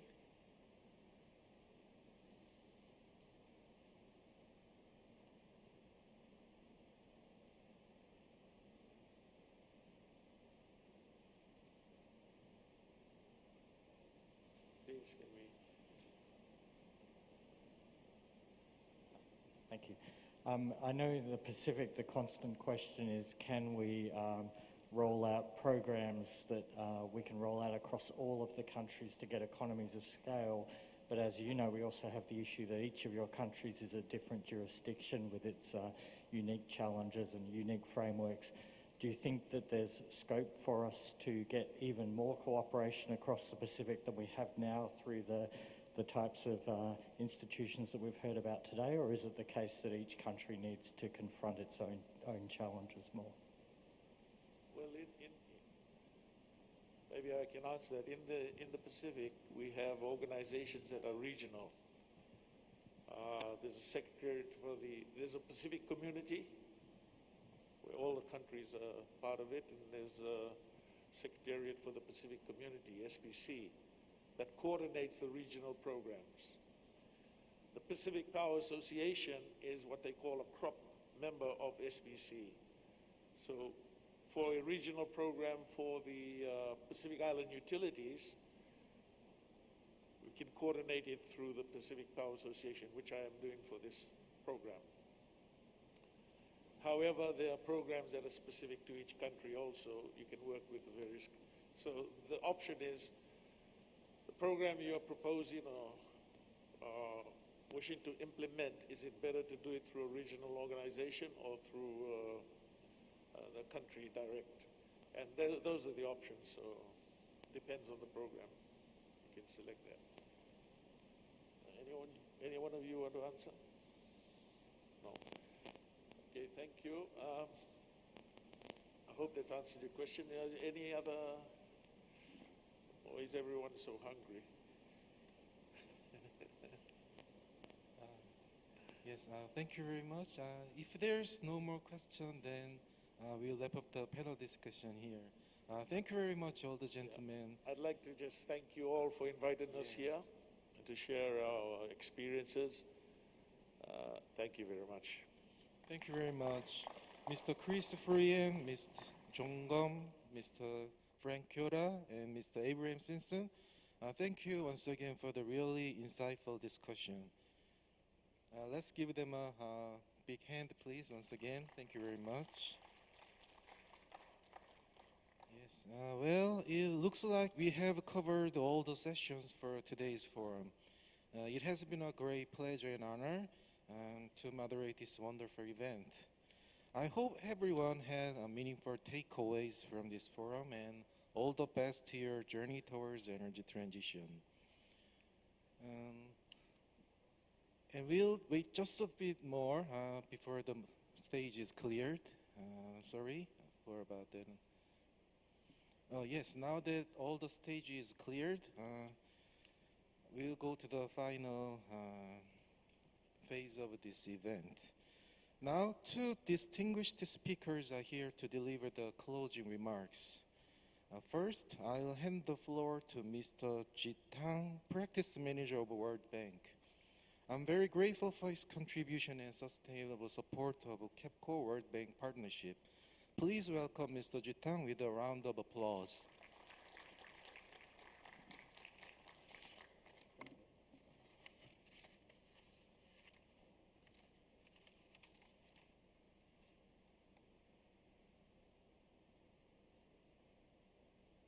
안녕하세요. Good morning, ladies and gentlemen. First, let me take this opportunity also to express my sincere condolences to the families who have suffered from the recent tragedy in Taiwan, in Seoul. Our deepest sympathy goes to those families who have lost their relatives' lives. Now, I hope this session we have discussed today has been pleasant and fruitful for all of us. I want to thank all the presenters and also your excellent presentation, and thanks to the chair of the panel and also the panel members for the active discussion, who bring additional insight on energy transition to this forum. The World Bank and the KEPCO co-hosted this forum annually since 2017, and this is the 5th forum for us. This forum testifies the strong partnership between KEPCO and the Energy Global Practice of the World Bank, and also the Korea and the World Bank as two institutions. Today, we have heard about the vision of energy transition in Korea and how this vision is driving the technology innovation, particularly in e-vehicles and the battery storage, energy storage technology, as well as hydrogen production. One thing I think is going on here in Korea, we have a lot heard today, which could also be beneficiary to all of our client countries, is really the digital technology. So hope in the future we can further explore how this technology can also help not only Korea, but also the EAP region, as well as the world to advance the energy transition agenda. Also, it's a great pleasure that we have the opportunity to hear from the CEOs of the Pacific Island countries, as well as the regional organization, Power Utility Association, PPA. We have heard about their challenges on how to generate renewable energy to replace diesel. At the same time, how to scale up of the use of renewable energy to avoid the diesel and build up their energy resilience given the climate change happening in the world. They have talked about their experience on e-vehicles, storage, technology application supported by the World Bank, which in turn has benefited from grant supporting from the Korean government. In this context, actually, we say, I want to share with you there are two major activities or initiatives that we are taking in the region, and this provides a great opportunity for further enhance our collaboration with the Korean government as well as KEPCO. The first one is really on energy transition agenda. We know climate change is a threat globally that every country is taking up their actions to deal with the climate change. Particularly in East Asia, 4 out of the top 6 countries of coal consumption is within in East Asia region that our energy team from the World Bank side, particularly presenting here, is covering. That's including China, Indonesia, Vietnam, and the Philippines. The coal consumption from these 4 countries is making up more than 50%, close to 60% of coal consumption worldwide. So energy transition in these 4 countries is really driven the energy mitigation part from the global perspective. What we hear today about the vision and the technology development in Korea could certainly advance World Bank support in those 4 countries on the energy transition agenda. Currently, we are doing a regional analytical work on what would be the vision and also the roadmaps to help those 4 countries to achieve their climate change agenda. Particularly then, the key activity in this roadmap is really how you deploy the innovations and the technologies to advance this agenda. We have heard today Korea is leading some of the researches, and hopefully through this regional operation led by the World Bank, which are also supported with a grant resource funding from Korean government, can further enhance the collaboration between World Bank and Korea, and also the energy team and the KEPCO on this agenda, because energy also play a critical role in emission reduction in these 4 countries as well in the world. The second major initiative is really on the Pacific Island country. World Bank is rethinking how we help those countries scale up their renewable energy to generate the electricity based on renewable energy so that they can face down the demanding or reliance on import of fossil fuels. And the other part is the utilization of the electricity through e-vehicles, and then how you deploy also the battery storage to manage the variability of renewable energy. The World Bank is mobilizing grant resources as well as financial support from various donors, including New Zealand government, Australian government, and in turn, Korean government has provided the grant resources supporting those pilot operations which presented here today, which are the e-mobility activity and the battery storage initiatives in the Pacific Island country. We want to continue and enhance our collaboration with the Korean government and with KEPCO in this area on really how to help Pacific Island countries to scale up renewable energy to generate electricity clean, at the same time deploy electricities to help them to manage the import of fossil fuel. All the logistic and also the challenges that they are facing. And at the same time, how to further enhance and build up their resilience to extreme weather conditions, build up energy infrastructure resilience is another topic that we're working on Pacific.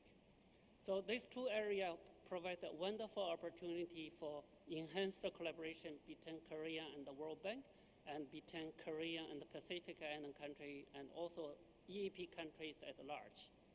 So I see this BIXPO World Bank Energy Forum provide an excellent vehicle and platform for us to exchange knowledge, experience, and views, and also for us to plan together how we enhance our collaboration now and in the future. I look forward to the enhanced collaboration between World Bank and Korea, and also help bring the Korean knowledge and the experience as well as financing to support energy transition, clean energy development in the Pacific Island countries, as well as other Asian and Asian countries, and also globally. So I'm sure this momentum of the collaboration will keep going, and also the BIXPO World Bank Energy Forum will continue to be an important channel for our collaboration. Finally, I want to conclude with my remarks with a special thanks to KEPCO's team, as well as World Bank Korean office team, who has worked tirelessly and behind the scene to manage all the logistics and organization of this forum to make today's forum a success. Thank you very much for your hard work. Thank you very much, Mr. Jitang, for your inspiring and splendid speech. Thank you once again. 소고 하셨습니다. Thank you very much. 수고하셨습니다. 감사합니다. Thank you very much. And finally, Mr. Sang-moon Kim, Vice President and Head of the Overseas Business Department at KEPCO, will give us the last closing remarks. He is an expert in global business, and I'm privileged to have him here. Please join me in welcoming him with a big hand. Good afternoon, ladies and gentlemen. My name is S.M. Kim, the head of Global Business Planning Department at KEPCO. To begin with, I sincerely thanks all of you who have attended today's World Bank Energy Forum. I also appreciate World Bank and my colleagues at KEPCO for successfully organizing and managing this year's forum. This year, we celebrate the 8th annual the BIXPO. Over the last 8 years, BIXPO grew significantly in terms of quality and quantity. Last year, 134 foreign visitors from 61 countries visited BIXPO, and this year, the number of foreign visitors grew to well over 200. KEPCO will continue to make special efforts so that BIXPO will become a globally recognized electric utility exhibition.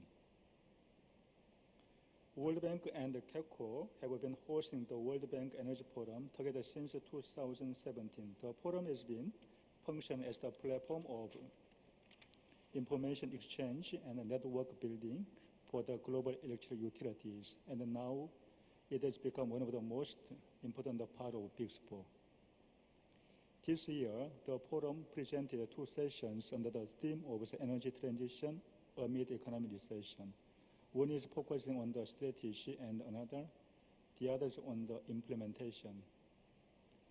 And diverse ideas also presented and insightful discussions took place at the strategy session regarding the strategies of the Oceanian countries on conversion to clean energy and the subsequent opportunities, and the energy conversion strategy of the current administration of Korea.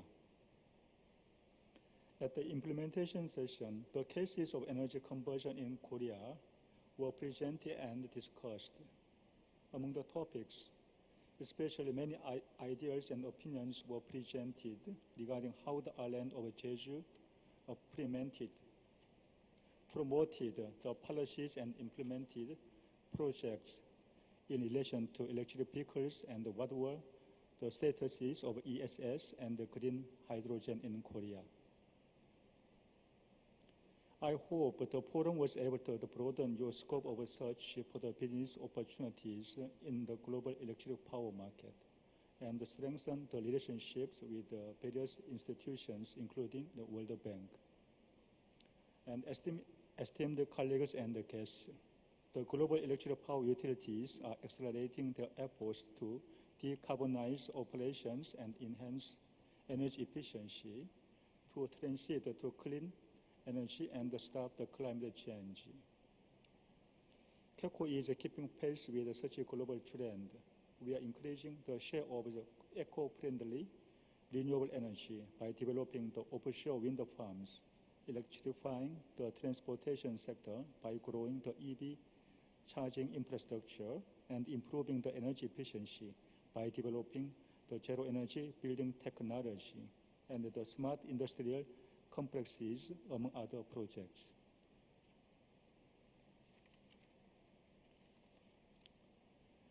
I believe that you have become well aware of KEPCO's strategic directions and implementations related to carbon neutrality at this year's BIXPO. Dear distinguished guests, I'd like to take this opportunity to ask for your continued support for BIXPO and the World Bank Energy Forum. World Bank and KEPCO will steadfastly work together to make this BIXPO and the World Bank Energy Forums more beneficial and meaningful by sharing the latest trends and the profound paradigm shifts in the electric utility industry in great depth and timely manner. I sincerely thank you again for allowing me to give these closing remarks for this forum and hope to see you again at the next year's at the BIXPO. Thank you. 감사합니다. Thank you very much, Mr. Sang Moon Kim, for your excellent remarks. Okay, everyone, I would like to express my deep gratitude to you all for your interest and participation in today's forum. At long last, I'm announcing the true end of this event with the most important session, the photo time. All speakers, would you please come up to the stage for a photo session? Yes, it would be greatly appreciated if you all join the photo session on the stage. Thank you.